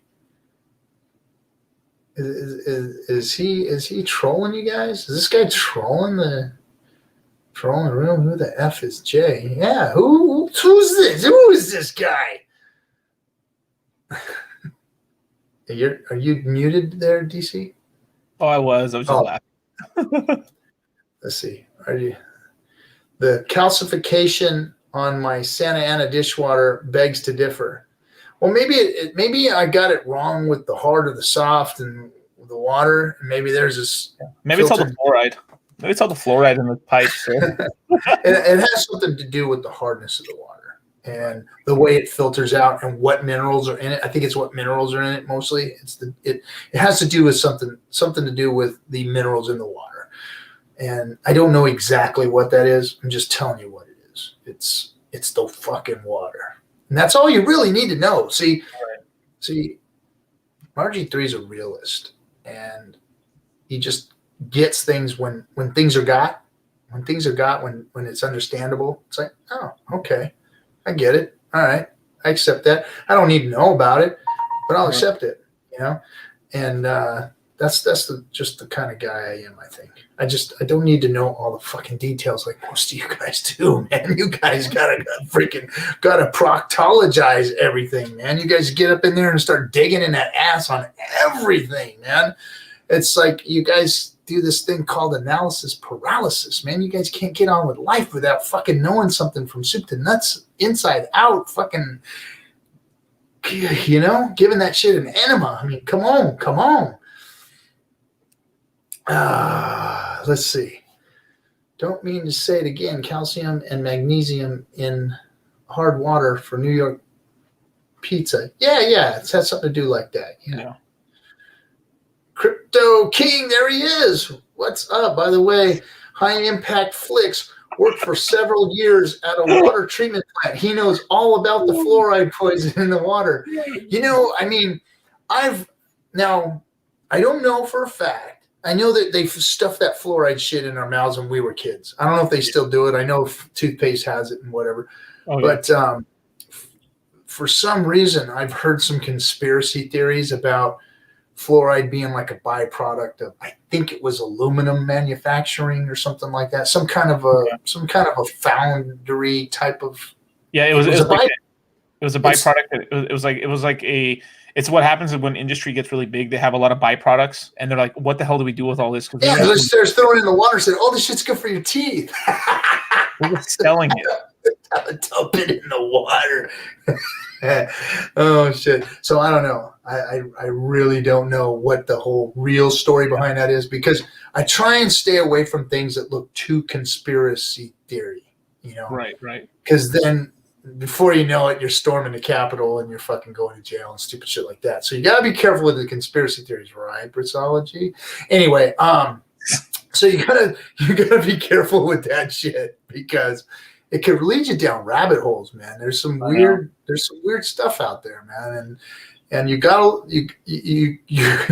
can lose sense of reality when you start climbing into those, taking all those red pills and climbing down into those rabbit holes and starting to trip on that shit, man. Here's a conspiracy theory that I've heard that actually does make some sense too. That some people said they pushed this whole fluoride in the water thing to sell more bottled water. It worked. I mean, like you can reverse conspiracy anything. I know. If you look into Nestle owns so much water. That's not even a conspiracy theory. Like, those are some evil people, man. The guy who owns Nestle, he wants to own like all the fresh water in the world because he wants to charge people for it. It's pretty messed up. Like, if you look into that company, so this chocolate sucks anyway too. You tried Nestle chocolate? It's horrible. Trash. I'll say it in 3 different languages too. Oh, no, I never even heard Nestle. Or are you talking about Nestle? Nestle. Okay. Nestle. Yeah, they're a trash company. Yeah. I don't. Yeah. Right. Trash. I get that NorCal soft water. Nestle is an evil water company they take from out of the streams up here. Yeah. Water's a funky issue in California. And I drink Kirkland water because we got a lot of population like from LA down that drinks a lot of water because we're desert, and then from LA up is where the water comes from. So we kind of suck all that water dry from up there. So it created this animosity between Northern and Southern California. So we always get this water war thing going on. Yeah. So yeah, but California should have been split up into a bunch of different states anyway. There's too many people, too many different cultures out here to not have like 3 separate states. You know what I mean? Yeah, they go out of their way not to allow like desal plants too. Yeah, well, that and refineries, Right. and that's just controlling. That's another one of those De Beers deals is controlling supply. We're not going to let you build a refinery, and we'll put it under the guise of we're trying to save the environment, so no more refineries. But then it's going to pump the price of gas because we don't have enough refineries to make the fuel you want, and then let's put more regulations in so that we can even make more expensive fuel. Like the gas companies didn't want the extra money for the whatever it is in California that we put in our gas, the ethanol shit or whatever they do. Yeah. They added corn, 10% corn. Yeah. We got to sell that freaking Monsanto corn too. and then too, we can't put enough fructose corn syrup and everything, so let's put it in the freaking fuel too. So somebody had the smart idea to subsidize soybeans, and now soy is in everything. Soy lichen, soy this, soy that, soy boy. Now we even have soy boys in chat. I mean, it's permeated everywhere in our communities, in all the communities across crypto and stocks and stooks and bonds and everything, man. Yeah. We have an epidemic of simping ass dudes in this country. Oh boy, here we go. I mean, dude, here we go. I don't want to get into. You know what? The word itself is I get it, but it's existed for all time. Oh yeah. It's always existed. Doesn't it come from bird? What's that? Doesn't the original word come from like birds? Because it comes from like, I think that word comes from basically like or like the simping is just basically another word for fucking like cuckold, which is just a bird would take its egg and leave it in someone else's nest, and then the bird would raise. I always looked at simping as so.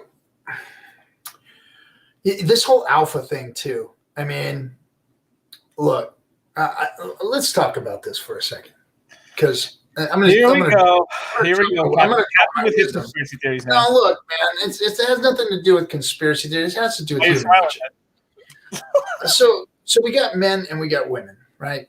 And there is no, and for the most part, men are more masculine and women are more feminine. There's an energy to that, feminine energy and a masculine energy. And all humans have both. Let me say that again. All humans have both energies in them. You have the ability to tap into feminine attributes and the ability to tap into masculine attributes. And some people, based upon their hormone levels, react in a more extreme way on the spectrum. You have women that are very, very feminized, and you have women that are very little feminized and then very masculinized. And that's the whole spectrum. Women sit on the whole spectrum. Men also sit on the whole spectrum, right? So the goal in life, maybe for some people, should be to try and sit somewhere in the middle with all of it, right? Tap into all that energy, because that's really what benefits the entire world and yourself. Being overly masculine, it doesn't always fly right for you, especially in a relationship. Women like a little bit of a soft touch. They like a little bit of that femininity, so that they can, feel like you care about them and stuff. That you're not trying to, But anyway, I mean, that's just details of all this shit. But what I'm saying is that most people want to sit somewhere in the middle of the spectrum. Now, this whole simp thing or whatever. So what we've got now is we've got that spectrum out there. And we've got an internet. So now we can all talk to one another.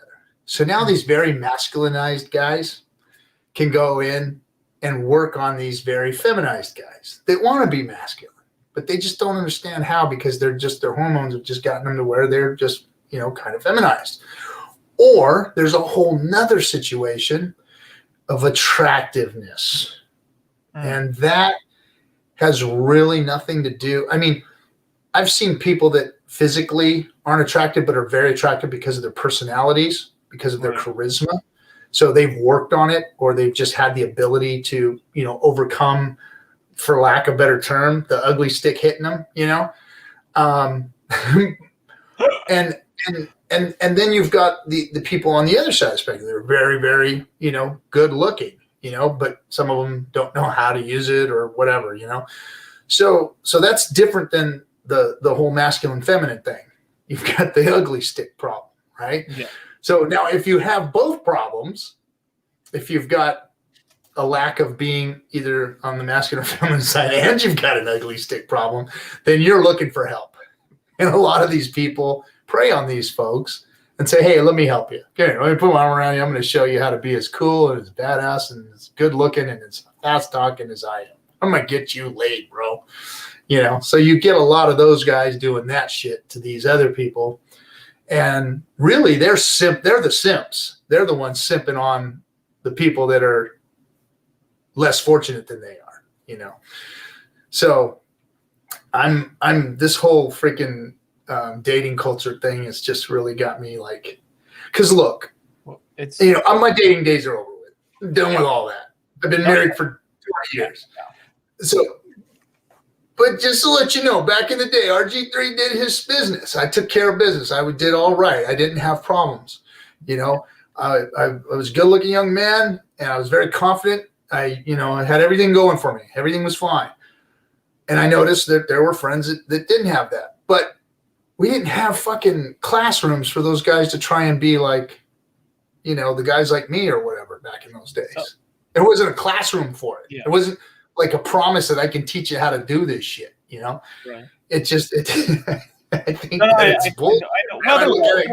There was, but it just wasn't known very well. No, man, it was like, yeah, you know what you did? You hung out with, if you were ugly and didn't have confidence, you hung out with the guys that were good looking that had confidence, and you went and tried to learn what they did, And I mean, that's kind of like, I guess it's kind of the same, but now that you have like a classroom environment online, people are doing it on fucking line and charging for it and shit. Yeah, well, that's what's going on globally right now. I mean, we're transitioning over to like an internet world. Like, what's going on now is we're going towards the global sexual marketplace now. Instead, where you would have to compete against your local area, now you're competing against your tri-state area or anyone in a driving distance. So that's what's kind of going on, is that like instead, like, obviously the bottom guys in everything, like the guys at the bottom always do shit. I mean, it's always shitty. Like, that sucks. You get hit with the ugly stick, and also you're a pussy. You're like scared. Like, you know what I mean? It's like, oof. But like, what's going on right now is that, like, let's just say Captain. Captain was young Chad, Mr. Chad right here. Chad picture. Chad, you're on Mr. Tinder. What would end up happening is, because people are looking at all the options people have, you would start getting more girls. That you probably would have got more chicks now than you would have got back then, because you're like, if you're really good looking and you're also confident and stuff, people are looking on these apps, you would just be killing it. But while you're killing all these chicks and stuff, this is taking chicks away from other dudes, and you're tying up girls. This is what's going on right now. So it's really interesting if you look at it. But basically, the top 20%, the dudes that were really slaying, they're slaying even more now. And then the guys at the bottom are really getting like nothing, bro. It's kind of worse. It's really, it's kind of, I mean, obviously I'm not praising all this pickup artist stuff and anything like that, but I understand what's going on. It's just like, fuck, it's like, it's like now you know that there's like a lot of other grasses around here. Like, that whole, the grass is greener, right? Now people have this whole place where, like, I can look at a huge area and swath of an area for people now. And that's what's also messing people up, is that they have this whole thing of analysis by paralysis. They have too many options now. Yeah, no, you're right. And the thing is that the whole drive for all of that is chemical. I mean, it's chemical in men in their younger ages. It's part of the hormones, man. That's what's driving that. It's driving it. And some guys have it more than others, and they're built different than the others. And like you said, that You know, it's either the ugly stick or the confidence problem or the, you know, no game problem or whatever it is. Just don't know how to talk to people, all that kind of stuff, you know, overconfident, over cocky, you know, but it's all driven by hormones. I mean, no matter, and the thing that really, you know, and I see you do it sometimes too, when it comes to the ladies, it's like this, it's not women bashing. It's like, I want to put women in their place kind of thing, you know. What? I see what you guys do, the way you guys talk. Look, come on, man. I've been on some of those streams where those guys are talking about the dating culture. What did you just call it? The pickup culture or whatever.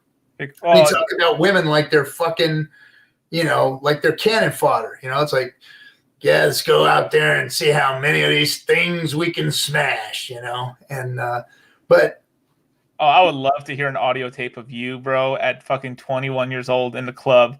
I want to hear how you're talking. It was the.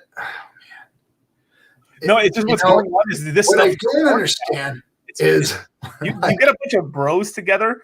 Look, man, I played and I played hard. I did. I'm not gonna lie. I am not gonna lie. There is a wake of destruction behind RG3. Believe you me, there is. There's broken hearts and destruction, and most of it was I lost out of all of it, to be honest. But you know, that, like I said, the hormone thing just drove me to do what I did. And maybe it's because I'm older now, because I'm wiser, because I understand relationships better, that I look at that and go, it's really spinning the wheels. And all it is, you know, wasting people's emotions, your own and theirs, and all that kind of stuff. Because here's the bottom line when it comes to if you want to get, and when it comes to men and women and who's better and or who's this, and they're different, obviously. But when you want to get shit done, you ask men. Period. End of story. That's what happens. You ask men if you want to get shit done. But if you want to know why you do get things done, you ask women, because they drive every motivation. Every man is driven by women. All war is period. Period. End of story. Your whole life is surrounded around trying to get back into where you came out of. Period. That's it. It's kind of funny. Yeah. It's the truth. Your whole life is spent trying to get back in there some way, somehow. The shoes you buy, the car you drive, the job you get, all of that stuff. And it's not all, of course. It's like 90% of men are driven by trying to please a woman. Right. You know? Unknowingly too. Like some of them know it, but like a lot of stuff they do is like why like, and I've had this conversation before, right? And like there's women, but this is like it's two sides of the same coin. Like the reason women do certain things is because we want that, and that's what, like, why do you think women are so into looks, like into their looks and makeup for? Yeah, because we like it. See, here's the thing. Here's the thing. Men think, okay, so men are tough, rough. No, we like soft and lacy. Men really like those things. See, we don't want to lay down with another. Well, not all of us. We don't want to lay down with another man that's rough, has got a beard, and freaking. We don't want that. We want soft and lacy and all of that kind of stuff. So really, our mentality is, see, they're the ones that want the tough stuff. They want it, you know. So when you think about it, the mentalities are really switched. Men like soft and lacy, and women like rough and tough. So I mean, it's. Think about it, right? So really our taste is for soft and lacy and sweet and kind and nice. You know, we like all that stuff. And women like their men a little rough, tough, and harsh. You know, that's and again, it's I'm generalizing it, but that's the gist. That is the gist of it, or the primeval feeling that we all have. And there's a lot of nuances and differences and caveats, and then like I said, there's the masculine and feminine thing where people have different levels of it and all that kind of stuff and hormones. But I mean, in general, that's the case. So anyway, I don't know why we ended up on this tangent. that I'm on right now. Because you were trying to chastise me over females, or I don't do. over the dating culture thing where they. What dating culture? Oh my god! Oh, okay. Sometimes, dude, some dudes just need a kick in the fucking. Yo, dude, stop being such a dick. Go talk to her, bro. Stop, bro. I like you. I like you too. And Walter. Then that little dude hook up with that chick. He ends up hooking up with a chick, and then he comes back all acting like all tough and shit. Like, yeah, bro, come on. Well, it's the it's the hunt thing, It's every guy's like that. Come on, man. Yeah. Come on. I'm like it too. I've got my trophies. I had my trophies too. So I did the same thing. It's just part of the mentality. RG is woke. Walter, you sent from society to argue with RG3. Everybody would argue with me. I got a weird way of looking at things, man. They do want other men. You're right. I mean, there's that too. And there ain't nothing wrong with it. It is what it is. That's who they are. That's what they do. That's their thing. But yeah, men like soft toys, girls like hard toys. Yeah, you're right. You're right. You're absolutely right. I mean, you think about it. Yeah. Bruh, guys are animals. We are. But in the end, when you start to so there's a small portion of your life where you're in that hunt phase, and then like I got a buddy who was just a big asshole, and he was a good looking guy, confident guy, dated a lot of women, but never could keep a relationship because he never could keep himself out of trouble. He's always cheating and doing all that kind of stupid shit. So he's alone. He's 53 years old and he's alone. And now he's chasing the dragon, trying to find this young thing and that young thing, and it never works out for him because he's turned into an old asshole and he's trying to pick up on young ladies and versus growing older with somebody and having kids and all that. He's trying the dating thing while he's in his mid 50s, and it's just not fucking working out for him. And so he's miserable, and he's going into his retirement years and everything just fucking miserable because he never got it early on that, okay, all of this stuff was fun, but it really wasn't how to make my life better in the future. Right. And some people, they enjoy that. Like Gary, I think Gary's, single guy, he dates, he's close to my age.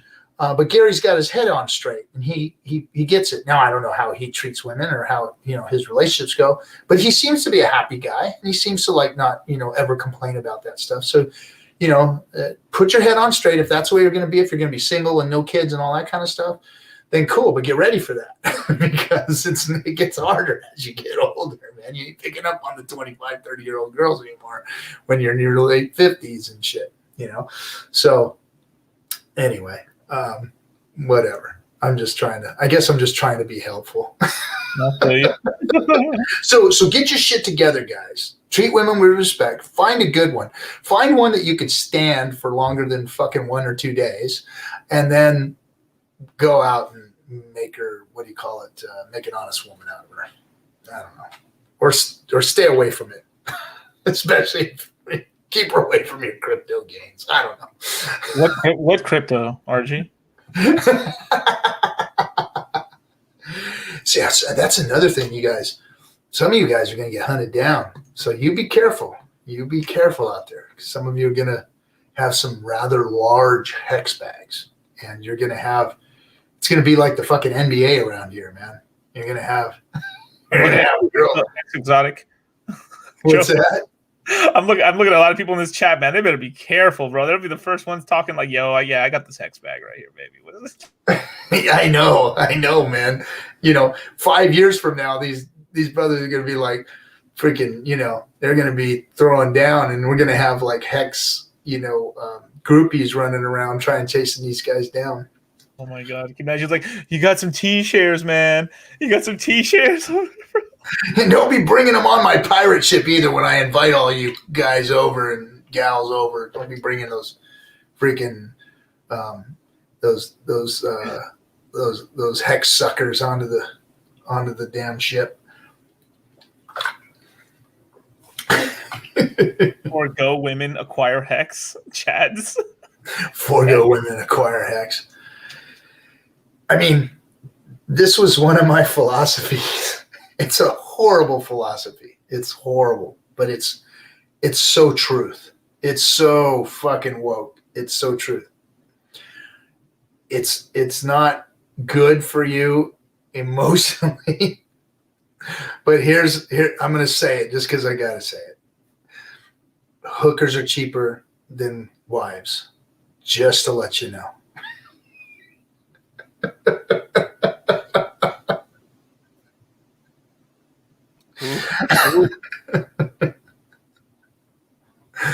Oh man, I shouldn't have said that, but I did.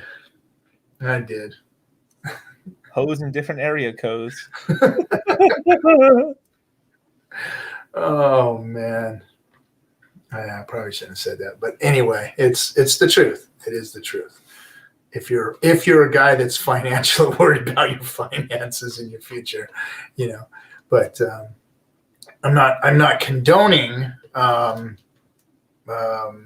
prostitution or anything, but there are those women that'll just date you just because of your money and not necessarily asking you to put, the $500 on the nightstand, but they will, drain you of your dollars just to hang out. Let's see. What do we got going on in the chat room? I didn't think this conversation would go in this direction, bro. Just truly, I mean that. Well, we got to add some value here and there outside of Hex. Drop some wisdom bombs in the chat room for some of the guys here and the gals. Same with you gals too. It's going to be, you're going to have men chasing you too. We've got some women that are going to be some significant Hex bag holders. We're going to see some of them on stream on Friday. So you ladies too, and screw them guys that are going to chasing your Hex. You keep an eye out for them. Always be watching. Yeah. All right. Well, it doesn't look like Kareem's coming. Doesn't look like we're getting ready on 2 hours here. Everybody's like, oh man, I don't like it to end at 2 hours. You don't pay hookers for sex. You pay them to leave. You are absolutely 100% correct, Spike. 100, baby. 100.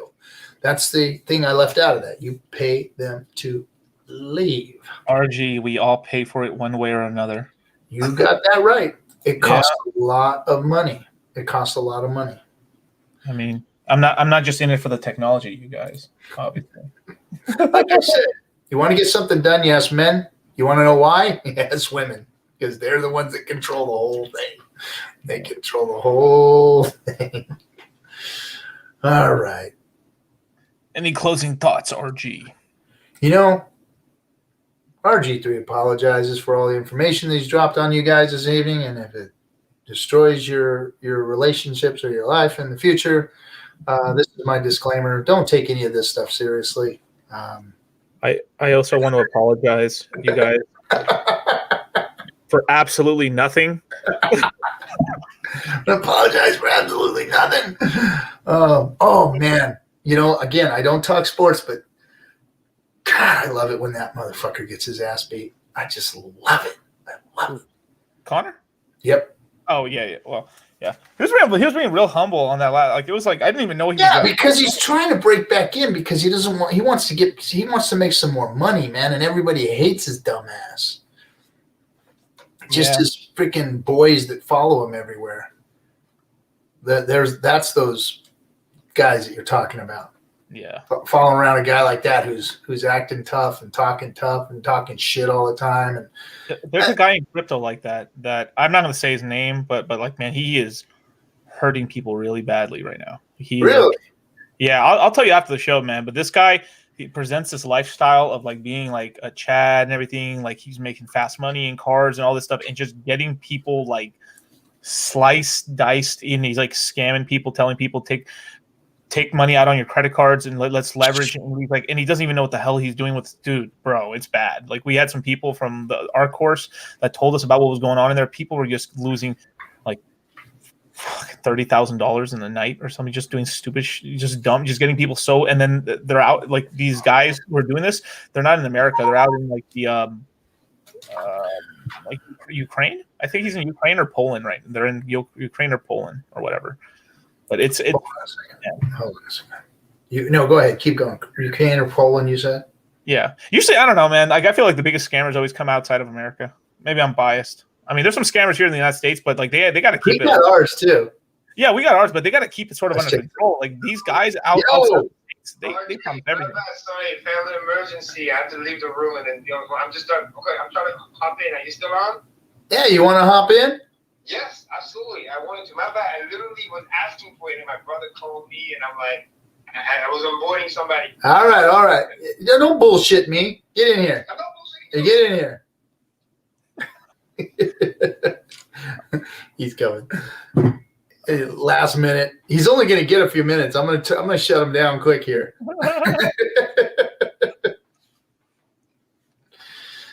Oh man, Kareem the Dream. I'm actually lay it down. I'm gonna order some pizza right now. Some New York style pizza with some hard water. Some hard water. Yes, sir. It's so dumb, but yeah, there's these. I do see these guys out here, man. There's really bad people out here in crypto, man. Yo, fuck these guys. I mean, like for real. Okay. Here it is. Let's bring them on. Let's bring them on. Kareem, going on? hey, check this out. So you gotta do this the right way. You got your green screen, man. Look at that. I know. It was on earlier automatically, but for whatever reason, Do you know how to do so? So you see the little camera mic button down there? There you go. Look at you. Yeah, man, I'm proud of that. I'm a fast learner. No, it's funny. When I was on with Brand, it just came out automatically for some reason. So if you go back over to that green screen, there's a little slider there. Mm-hmm. If you go back, you see how you're like there you the other way a little bit. Now you're disappearing. You're like Star Trekking out. There you go. Is it better? Yeah. There you go. Look at that. 3 usually is the Yeah, there you go. Awesome, man. Looking legit. Always, man. Hey, by the way, again, I told everybody, shout out to you for the recommendation for the Dream Stream. That's the one I ordered. It didn't quite come on time. Amazon kind of step up their game, but shout out to you for the thing. So, yeah, sorry about that, dude. It's the most funniest thing where I'm about to hop on whatever, and then my brother calls me, and he's with another friend, and it's crazy, and I flip this whole story.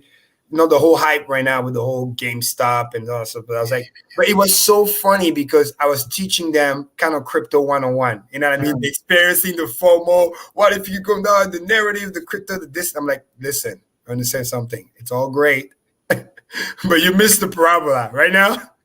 Then you have to blow up top. Can you go up? Yeah, but then what if it corrects right back? And especially pre-market, low liquidity, you're gonna be scratched. So long story short, I ended up talking to his friend, because his friend, I was talking to him. Next thing you know, got him into Hex. Guy's going to move in like 10K, which is awesome. Get your staking. Don't worry about none of that stuff. We understand all this play because we learned that in crypto. The whole crypto influencer is the equivalent of like, you got the Elon Musk tweet. I heard OKC's fucking tweet about it too. But I say, listen, it's musical chair. The good fight, the little guy against the big guy. Hey, let's be fucking real. Ultimately, what I really think this is about, it's whatever the name of that big hedge fund that's known for. There's big money that wanted to take them out too. And they're using the narrative. The guys started it, but then the big guys that want to get those guys out as a competition is going to finish it. And I think this is going to be great for the space as a whole because it's a fair warning, like Shamaf said, and he used to say, bitch, the tide is shifting. You're not going to bully us anymore. Now it shows that look what we can do. Now exactly. And now with a new hedge fund, and we got the money. Because if you guys remember the funny story, but not funny because I used to work there. They used to bully Tesla stocks around, fucking short seller bouncing around this and that. And then it got to a point where when the short squeeze started, and oh my God, they helped fuel this thing up. Now it's like they're afraid to touch that because the strong hands are strong. That's what good. I don't want to say cult following, but let's say a strong community can do. Exactly. Here's the thing, Kareem. It's like this is a lesson. Absolutely. And this is a lesson that Hex is teaching in crypto. The same thing that just happened is what Hex is doing already. Dude, if anybody gets margin trading, bring it on. We're going to bring it on. Try it. Try it. Watch what happens. We're going to be out of liquidity. Watch what Hex does. You know, bring us some shorts. Bring it to us, because it's set up to it's a trap, man. Don't even bring that shit around here. So that's what I like seeing, is that this model is starting to take place. It's starting to take its position in the whole world now. So that's going to make Hex even more popular when people do start to get a different mentality. See, because I think, you know, everybody's focus got put on trading and stocks with this whole Robinhood thing, right? So this whole Robinhood thing, by the way, they set up to get those people wrecked. Let's be very clear about that. Yeah, you're exactly right. They said we're going to get a few pennies, a few shekels from everybody. On top of that, we're going to get their leverage too. So and it gives these kids, man. My son works at a pizza joint, and all those kids in there, 20 somethings all the way down to 17 somethings, are all with that damn Robinhood app. Yep. They're all got that app on their phone. They're all doing it. Yep. Kids, and by the way, same thing with Fidelity. They don't understand, and they're getting sucked into this thing. You know, my son, he walked in there the other day and showed him the Staker app. You know, and they all their jaws hit the floor. But he's like, no, this is a solid. Oh, dude, you should have seen that guy. I don't leverage trade. My son says, you know, I put a little bit of my paycheck in every week, and I'm buying Hex, and I'm staking it. And here's what I got. Here's my ladder. Here's and they're like, my brother's friend, when I told him a little bit about the Dream account or whatever, it was end of story. It was just like, dude, no stress, none of that stuff. And by the way, that's before the price appreciation. And then I show also how beautiful our chart looked like, whether it is USD or the ETH. And I wanted to show them the difference between getting an entry point when the parabola is already going and running crazy, or when something is about to do something that he has already done many times in the nice curve and where the momentum is coming in. And ultimately, the power of the Robinhood, for people who don't understand, is it's mainly because they do these things where, because Fidelity also have an app, which is really great, but they do these things where they can give you leverage, even if you have a small stack. You see, because traditionally, like leverage and stuff, they want to make sure. Yeah, that was for people who had money that needed it for a minute. Or at least 10 grand. Because the key is this: any money you have, you can always buy spot. Is the fact that you want to do the leverage, they want to get you at least to 10 grand, because they know a little bit more, a sense of conscience that it's a little bit dangerous. You got to make sure you have a certain amount. And as your account gets bigger and bigger, it goes from 1x to 2x to 4x. But no crazy 100x, but at least it's built up like that. The fucking Robinhood, they changed that. Dude, you got 500 or whatever, they'll give it to you. Also, they will do the option, and then you can, obviously, because you can buy a fraction of the share and whatever, but also that create that easy liquidation, because it's another name for 100x leverage. It's the same thing. Well, you remember the latest loan scandal that happened over the last 10, 12 years. That you know, all these bad loans that they were giving out. It was the same thing. They over leveraged people and then walked with all their money. This is the same thing happening in the stock market at its height. We've got companies going into the lower denominations of money, of people money. There's a lot more of them that have less money and less leverage ability, but there's a big pool there. There's a big pool to dip in. They are stealing your money, folks. They're stealing from you. And that's what I was my friend. They're stealing from, and they're looking to steal from you. And they've been doing this shit for the beginning of time. And they did it 10, 12 years ago with you know, they gave everybody a loan. Anybody can get a $500,000 house in California. Everybody qualified. All you had to do was say on paper that you made enough money to pay for that house. That was it. They made it so easy. And that's what this Robinhood shit's doing to you. They make it so easy for you to just get leverage and come on in, everybody come have fun. And then guess what they're going to do? When the time is right and they get enough of you motherfuckers in there, they're going to pull the damn rug on you. And you guys are going to get wrecked. So many of these kids are going to get wrecked. So many people are going to get wrecked. And it's just going to, there is nothing new under the sun. They've been running these scams forever, and they're running it again on you guys. So I'm telling you, it's nice to see that the culture is fighting against it. Smart people are fighting against it a little bit. And Hex is here to fight against it in crypto. Mm-hmm. But hey, get on the right side of history, guys. Stay away from that shit. I'm telling you right now, that shit is gonna fucking wreck people, and it's coming. It's coming. And this is really like the warning shot right now. Seeing this should be such an eye opener for people. How easy it is to manipulate and suck people into this thing, and how easy it's gonna be for this big company that's been fucking around and bullshitting with this stuff is going to get destroyed. It's going to get destroyed because of this. People's lives are wrecked now. Not that those guys didn't deserve it, because they all deserve it, because they've been fucking around for a while now, running around, laughing at everybody, doing what they're doing. But they're going to pay for it right now. Now it's time for them to pay the fucking piper, and it ain't going to be pretty. There's some fucking Lambos and big high-rise apartments in New York and all that shit that's going away tomorrow. All gone. These guys are some of them are gonna be putting fucking pistolas in their mouths and shit. I mean, jumping out of buildings. It's gonna be ugly. It's gonna be ugly.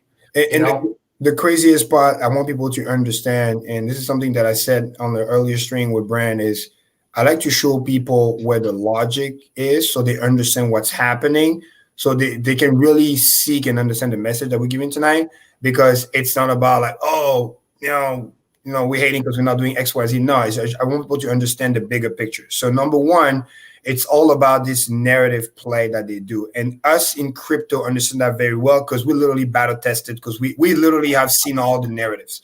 So what they're doing is, like you were saying earlier, they get everybody in the strong narrative, the little guy against the big guy, and blah, blah, blah. Everybody and their mom comes in. It's the equivalent of, your taxi driver tell you about Bitcoin and this and that. And at the top, near 400, 500, whatever. Everybody know how parabola goes. The last legs are the most violent, but that's also where the most severe retrace will happen and crush all those people.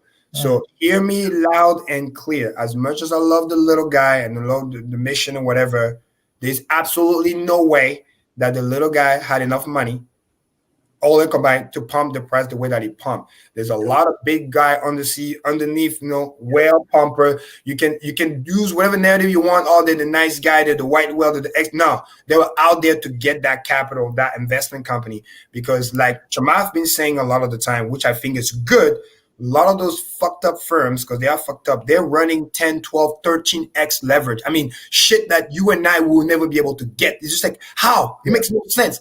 And then what was dangerous is that they literally prey on little company. I mean, I'm not saying that, GameStop was run the best way, but, it's still GameStop. We go buy a video game. That's it's the minimum wage employees working there. The same way right now, they're running the same narrative with the AMC thing. But that company was not only against GameStop, but they borrowed shit ton of money for the short to really push that to the ground, which kind of reminds me of the day when they were really hating on Elon Musk and really wanted to push it down to make money and really crush you. So that fight against that is really powerful, and I like that. So now they're going to think twice before they start doing those crazy bets, and institutions going to think twice before allowing them to run 12x leverage, because guess what? You can lose your firm overnight. Now, that's one thing. But make no mistake, some of those white whale had to come in to really support the buying pressure, but they were out there to get that bad. It's a new paradigm shift. There's a new hedge fund in town, like the new big wealth, the new crypto, and they're out there to get those people. But when that narrative is done, when the musical chairs stop, this thing's gonna fucking retrace. And if you're stuck in there, it's your fault because you didn't understand. That's what I was telling my brother and his friend when they call me, literally almost biblical, to talk about this, like what I couldn't pick up. I'm sorry. So I said, guys, I said, calm down. What's your experience? I laughed. I said, what's your experience right now is what we call in crypto, us, the pros. That's nothing. We're talking about 132% rise. I was like, that ain't no fucking rise. I just made a good funny. I said, guys, come on. You want a 50%, 100%? Come to crypto. I can show you that in a couple hours. And which 24 hours. So like, this is like 4,000. Exactly. And by the time I shifted to Hex or whatever, I'm like, oh, wow. Yeah, this is the way to be. But all that to say, that was the narrative. The one thing that I'm really proud about for the little guy is that the little guy, after being burned countless of time, at least some of those youngsters, they're using their fucking brain. They're building system, like I've been a big proponent of. they start to learn about fucking trading, learn about options. At least that's the really fuck good thing about internet, right? Whatever you can seek your mind to it, if you discipline enough, you can learn. And some of those youngsters have enough knowledge to learn the same shit that the 50-year-old trader can do. So that's how they learn how to attack the trade the way they attacked it, the short seller. And that's what got them the momentum. And then the big guy, which is always out there, you know, when the little fish are fighting, or even the dolphins, there's always a whale fight above, right? Everybody thought they were whale till the big whale shows up. And they saw, oh my God, those kids are actually smart. They did a good move. They started to squeeze this thing. Let's come in and jump on the trade. It's like the fucking momentum trader that wait for you to do all the hard work, do everything, right? RG, and then you can jump on your trade. But hey, it's cool. But hey, it adds to the momentum, right? It will, yeah. Same thing that's happening right now. But the moment the music stops, because the higher it goes, the more money it needs to push, right? That's when it's going to be so. And that's what I was telling that dude. And by the time I was done talking to Hex, boom, he was already there creating a MetaMask wallet. So it was pretty funny. But ultimately, to be a little unbiased, they made me a call. Hey, I got $1,000. I got to put in one of the two. I said, if you really, really have to, because you're a DGen, I get it. Do the, I would say, that's my 2 cents. I don't recommend trading, but I'll say if you have to buy one of the two, buy the AMC and not the fucking GameStop. Why? Again, crypto 101. The parabola over there is kind of starting. The parabola over here is kind of ending. Asymmetrical risk reward. They both started Not financial advice, by the way. Yeah, I barely just looked at the chart for like 5 minutes. But let me preface. Preface isn't the right word. I hate the fact that my vocabulary is so limited. What we should be telling everybody is get the fuck out of there. Get the fuck out of that mess right now. Right now, get yourself out of that goddamn mess. It's a mess, and it's about to it's not sustainable. Right. That pump right now, it should be a hit and a half for your ass. The fuck out of it, because in crypto, that's nothing. I mean, we see that all the time. And more importantly, but when you see that shit in the stock market, when you are seeing that shit over there, you that should be a hit and half of your asset. You're playing in the wrong fucking alley, man. You need to get the hell out of there. You're wearing the wrong colors and you're in the wrong alley. And if you're a little guy and you put some of your fucking hard-earned money in there that you can't afford to lose, you better get the fuck out of that game, because that's going to be a wrecking ball coming at your ass right now. So be careful with that shit, man. I've been speculating that the last 3-4 days of the prices going down on crypto is because people in crypto have been selling their Bitcoin and their fucking Ethereum to go buy these stocks. Literally. Big mistake. And literally, if you just look at it, when the whole GameStop news came up, magically Bitcoin and Ethereum started going like this. Slowly. I wonder why. And also because there's a bigger story here. I want people to always look at the macro view. So there's two big indicators that's flipped it against also for crypto and traditional market. Because besides those two gaming towns that we're talking about, let's not forget that S&P and Dow actually did a mini crash today. So market was red overall, 2% shit and whatever. So let's not forget that. Which means with those two stocks, which clearly is hype, no fundamental, they don't deserve the valuation, at any time could crash. But ultimately related to crypto is mainly, I believe, because the DXY is, dollar index, if you look it up, it's breaking out right now. And every time, again, some of the expert traders that I follow, they talk about this, just like in 2017, it crashes first, crypto pumps because dollar gets worthless. So everything pumps, including stock market. But then when it gets out of the wedge and it starts to break out, again, anybody Google DXY right now, start to break out almost to the day when we had the 42K. It may sound controversial, but I call it the at least short-term top, because this thing can just dance around here for weeks and then, bear trap could go down. But DXY is really my because I'm a big time frame thinker. It's my indicator. When DXY strengthened, everything bowed down.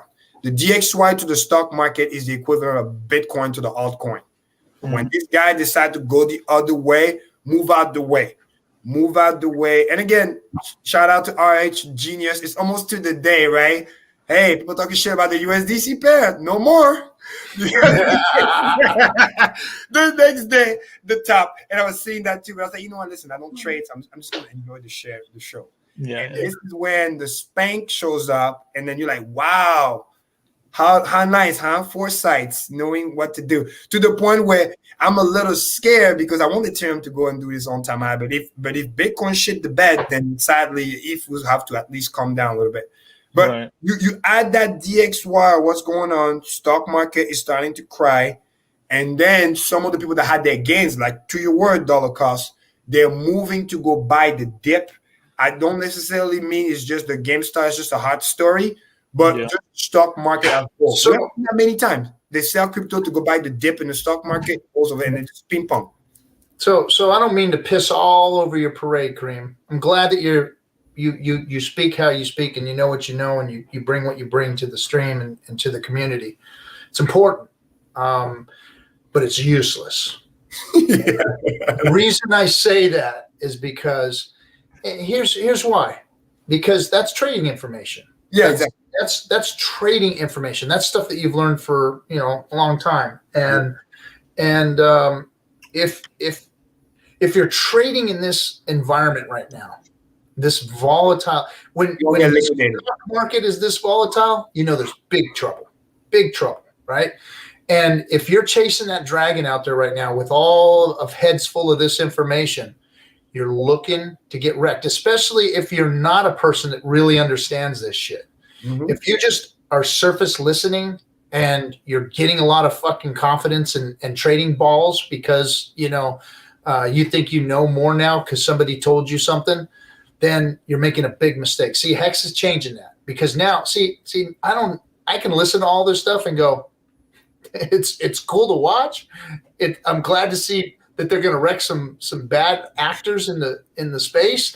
I'm glad to see that mentalities are changing. But I'm staked, and what's really exciting me is my mad fucking gains every day. Absolutely, 7 p.m. My mad gains every day, and it's a completely different world. I live in a different world. I live in the staker class world.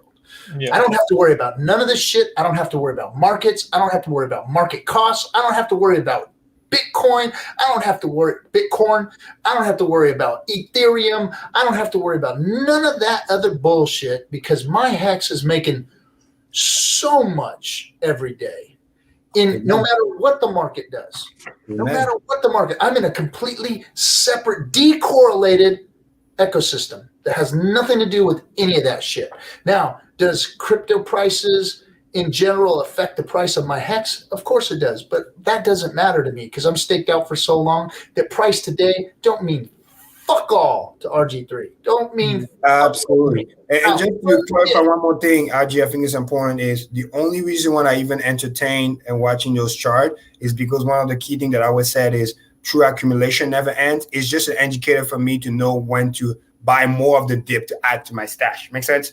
Because I'm literally net buying all the time, right? The one thing that Warren Buffett at least thought that was great, which is he's been a net buyer of stock and just building the wealth. So that's the only reason why. I mean, besides for fun, like you said, and watching people getting wrecked. It's so much entertainment. I love it. I love the entertainment of this, and I can't wait to see when it all comes crashing down. I mean, maybe it's cynical, but there's some bad actors that are going to deserve it, and it's going to be. Sometimes people got to learn the hard way, right? To be fair, we had to learn too, right? We had to learn too to pay the tuition. So sometimes you tell somebody what not to do when they still want to do it. So hey, go learn. Always, bro. Always. No matter what you always tell somebody, hey, don't do that, don't do that. They go and they fucking. That's why I practice what Richard does. You see, my brother got saved because I took the money out of his hands by having him being staked already. And then he showed to his friend after we talk about Hex, and then he showed, look, I got the 10-year, my 15-year stake. Look, my brother already got a couple X's already because I got him right after I got in because I want, I share with my family right away. So he literally doesn't have any money to be scammed from because it's already staked. So and I know that some of you out there are sitting on your Robinhood app right now, looking at it, going, man, I might have been a little over leverage on this thing, or man, I hope I get out of this thing on time. Well, it's not 25 like crypto right now. It's after hours closed. And then I know there's some of you you better be up early, like 7 a.m. because people don't realize pre-market is very early. Sometimes people only take care of 9 a.m. because there's no real activity. But the hot coins, they're gonna start dancing early. But the liquidity is so low. Oh, dude, it's gonna be. Well, hey, listen, people. Well, hey. What's that? Let them learn. Let them learn. Well, hey. Hey. Listen, I never, like RG said, I never wish bad on people. I wish everybody mad gains. But again, sometimes talk is cheap, man. Let them learn. You know, we did our part. We did the gospel. We did the wording. The rest is, hey, you want to. These stock market guys are supposed to be all even keeled and stuff, right? If you make 20% in a day on your stock, bro. Yeah. You gotta take some profit. Because they're not used to that, right? They're not used to crypto. I see 20%, like, oh my God. The fact that somebody could even make that kind of gain on a trade of a stock, on a price fluctuation or whatever, is saying that the game is broken, because stocks weren't built for that. Stocks were built because, you know, companies said, hey, we want to increase our abilities and offer some of the piece of our pie to people who believe in us. And we're going to go work hard for them.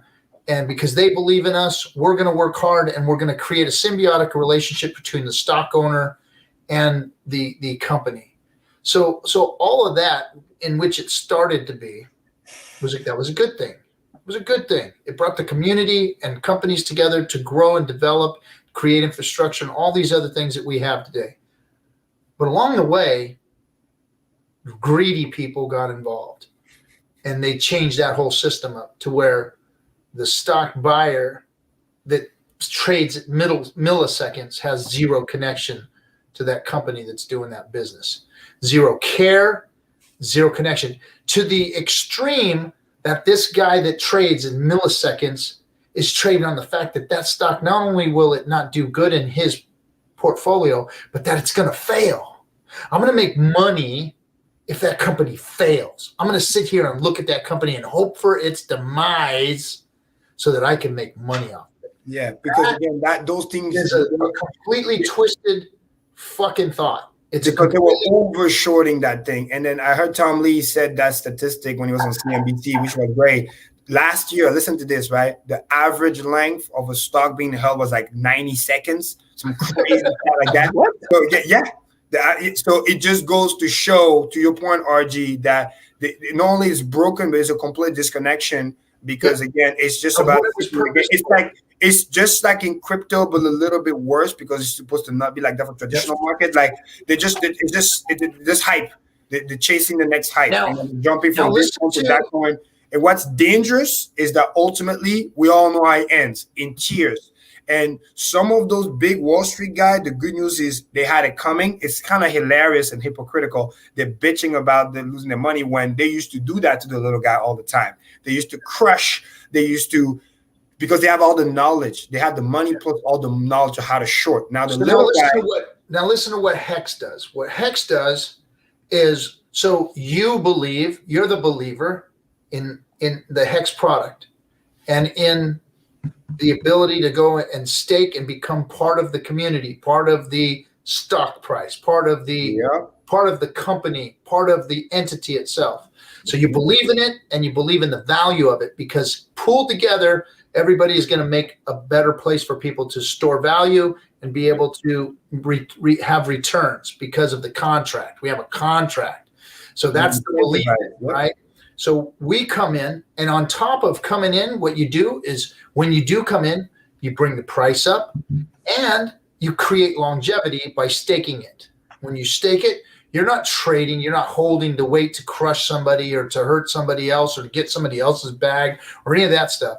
The staker class is coming in and realizing, that delayed gratification, that if I stake out here, I'm helping the community, I'm helping the product, and I'm going to receive gains on it in the future. And that is a completely different mentality. It's a completely different culture. It's a completely different way of, and it's even better than the original stock plan that I was talking about earlier, where people believed in the product, they put their money in it, and the company grew, and there was a symbiotic relationship of you do well, and we're going to support you, and we're all going to be one here and move forward. Hex is even better than that because that middleman and it's trustless. So you don't have to trust that the people in the company are going to do the right thing. The contract does the right thing automatically. Yeah. So you're getting involved. Finished. It's trustless. So you don't have to, trust the company's going to do the right thing. It's done. Yeah. And then you get to be involved and you get to be part of the community and you get to reap the gains of it, by waiting for those waiting to realize those gains. Right. Can you hear me? Yep. Yeah. Oh, sorry. Something happened. I don't know what happened, but thing got cut off. But yeah, like I said, our average length is 5 years instead of 90 seconds. Right? So none of that. There you go. So bullish. And again, like Richard perfectly said, because he has so many great quotes, but provably, right? Because there's a penalty if you unstake. No BS, because everybody knows the game of the parabola, right? Some people think it's going to continue to go up, but some other people, they may lie to you and say, oh, yeah, I'm holding, and let's do it for the cause. And then they dump on your heads. And by the time you realize what's going on, it's too late. Yep. Too late. All right, man. Well, we've gone 30 minutes over, and but we wanted to bring you in, Kareem. We always appreciate you. Love your energy and your brain, man. You're smart. Glad you've got all that information that I don't need to worry about. It's always good to have people like you around. Yeah, and I'm very excited, guys. And my little kind of closing message is we have so many great things coming up. Again, shout out to Staker app again, coming out with a great thing again and helping us for the mass adoption. I'm very, very amazed that we got that many downloads already, which is great. Adoption is doing great. Shout out to all the streamers. People don't realize that works goes a long way. However small or whatever, you'll be surprised. Those videos going to be here for a very long time. Future Hexicans can watch those as well. Continue to work, double down. You're adding value to a finished product and you're adding value to our community. So I want to give a big shout out to all those peoples. Again, EIP 155 around the corner. A lot of things. We are on the right network, okay? Like I told Brad earlier, don't worry about the fees. Just take longer. That thing solve itself, okay? Your interest is going to pay for that. By the time you're in stake, you'll be surprised. Maybe the fee is 10 times less because the upgrades are in. Even if it's 10 times more, you won't care about the money that you're going to be pulling out. So don't worry about it. Stake longer, like you said. All right, Kareem, thanks a lot for coming in, bro. Appreciate you, man. See you guys Friday. Right. Take care. See you Friday. Yep. Nice. Good having Kareem in, man. Oh, yeah, man. As long as I could jump on top of him and stop him every once in a while, let me talk. That's just what I have to. That's just what you got to do with Kareem. But I mean, it's definitely not bad hearing him talk all the time because he's got good stuff to say. Again, though, I don't think that that all that stuff's necessary. You don't need to know what Kareem knows. You don't, because all that stuff's getting people wrecked right now. And all that stuff that he knows is good. How can I say it? It's good to have it in your repertoire. It's good to be somebody who can speak with knowledge and in that arena. But really, does it matter? Because all of those people, they're in the wrong game. That's the wrong game. That short game is the wrong game. You should always be looking for the long game. The long game is what's coming. That's what's coming, guys. This short game shit is about to die a weary death. It's gonna die. This pumping of, like I said, in 2007, 2008, when all of this loan scam bullshit that was going on, I was sitting back. I mean, I struggled to buy my first house, put the money together, fucking, scrimp and save and put my shackles in and sell things that I wanted to keep and get that first house for me and my wife. And I remember a few years after I had done that and then working weekends every weekend so that I could pay for it and keep her home with the kids and all that stuff, and then all of a sudden I seen people that I was working with that, they hadn't been in the industry as long as I have. And they're buying houses more expensive than mine.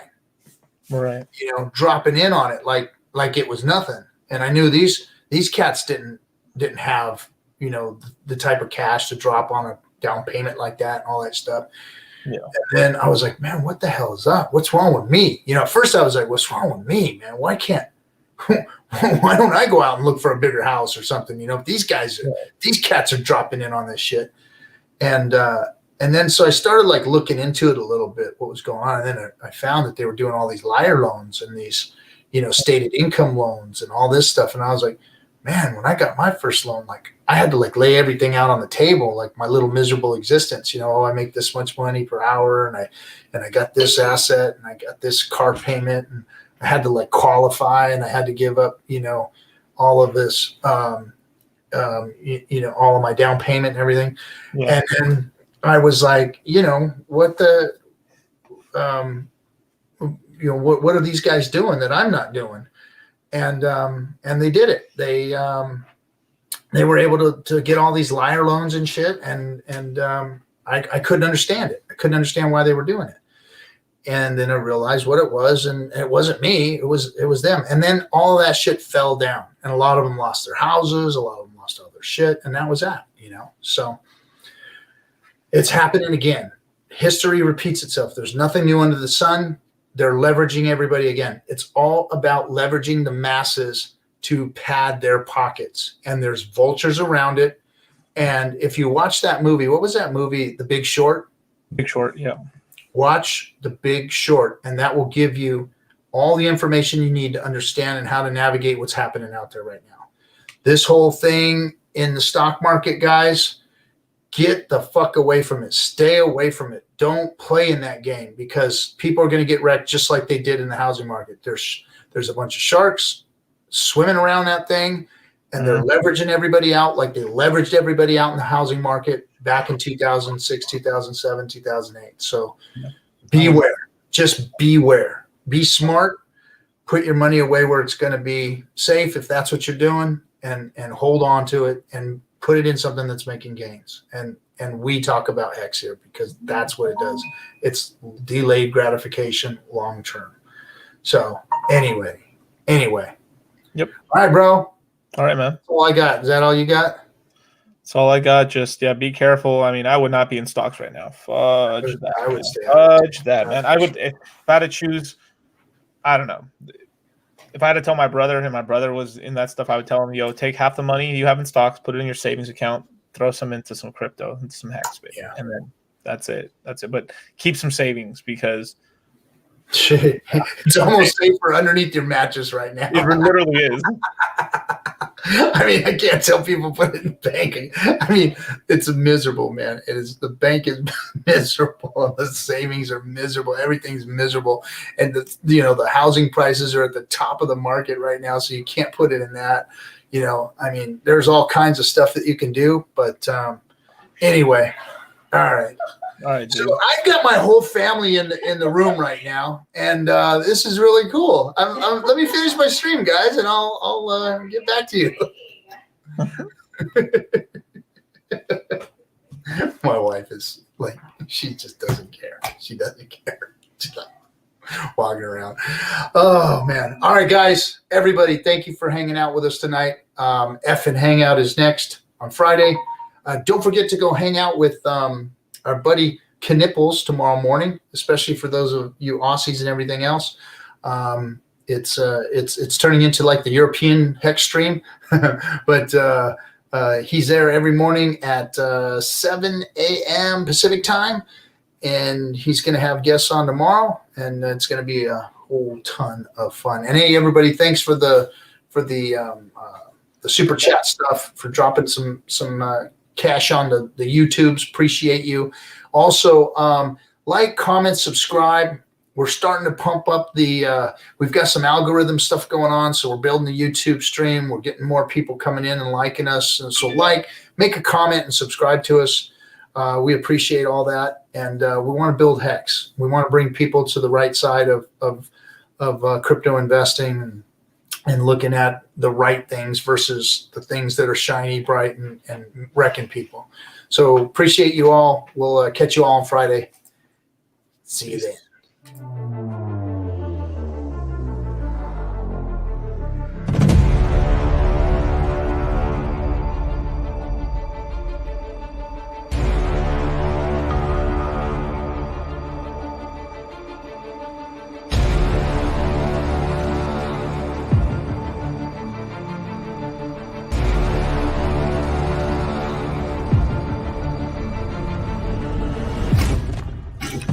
Stake your hex or you'll be a noob. Sell GameStop and buy some hex.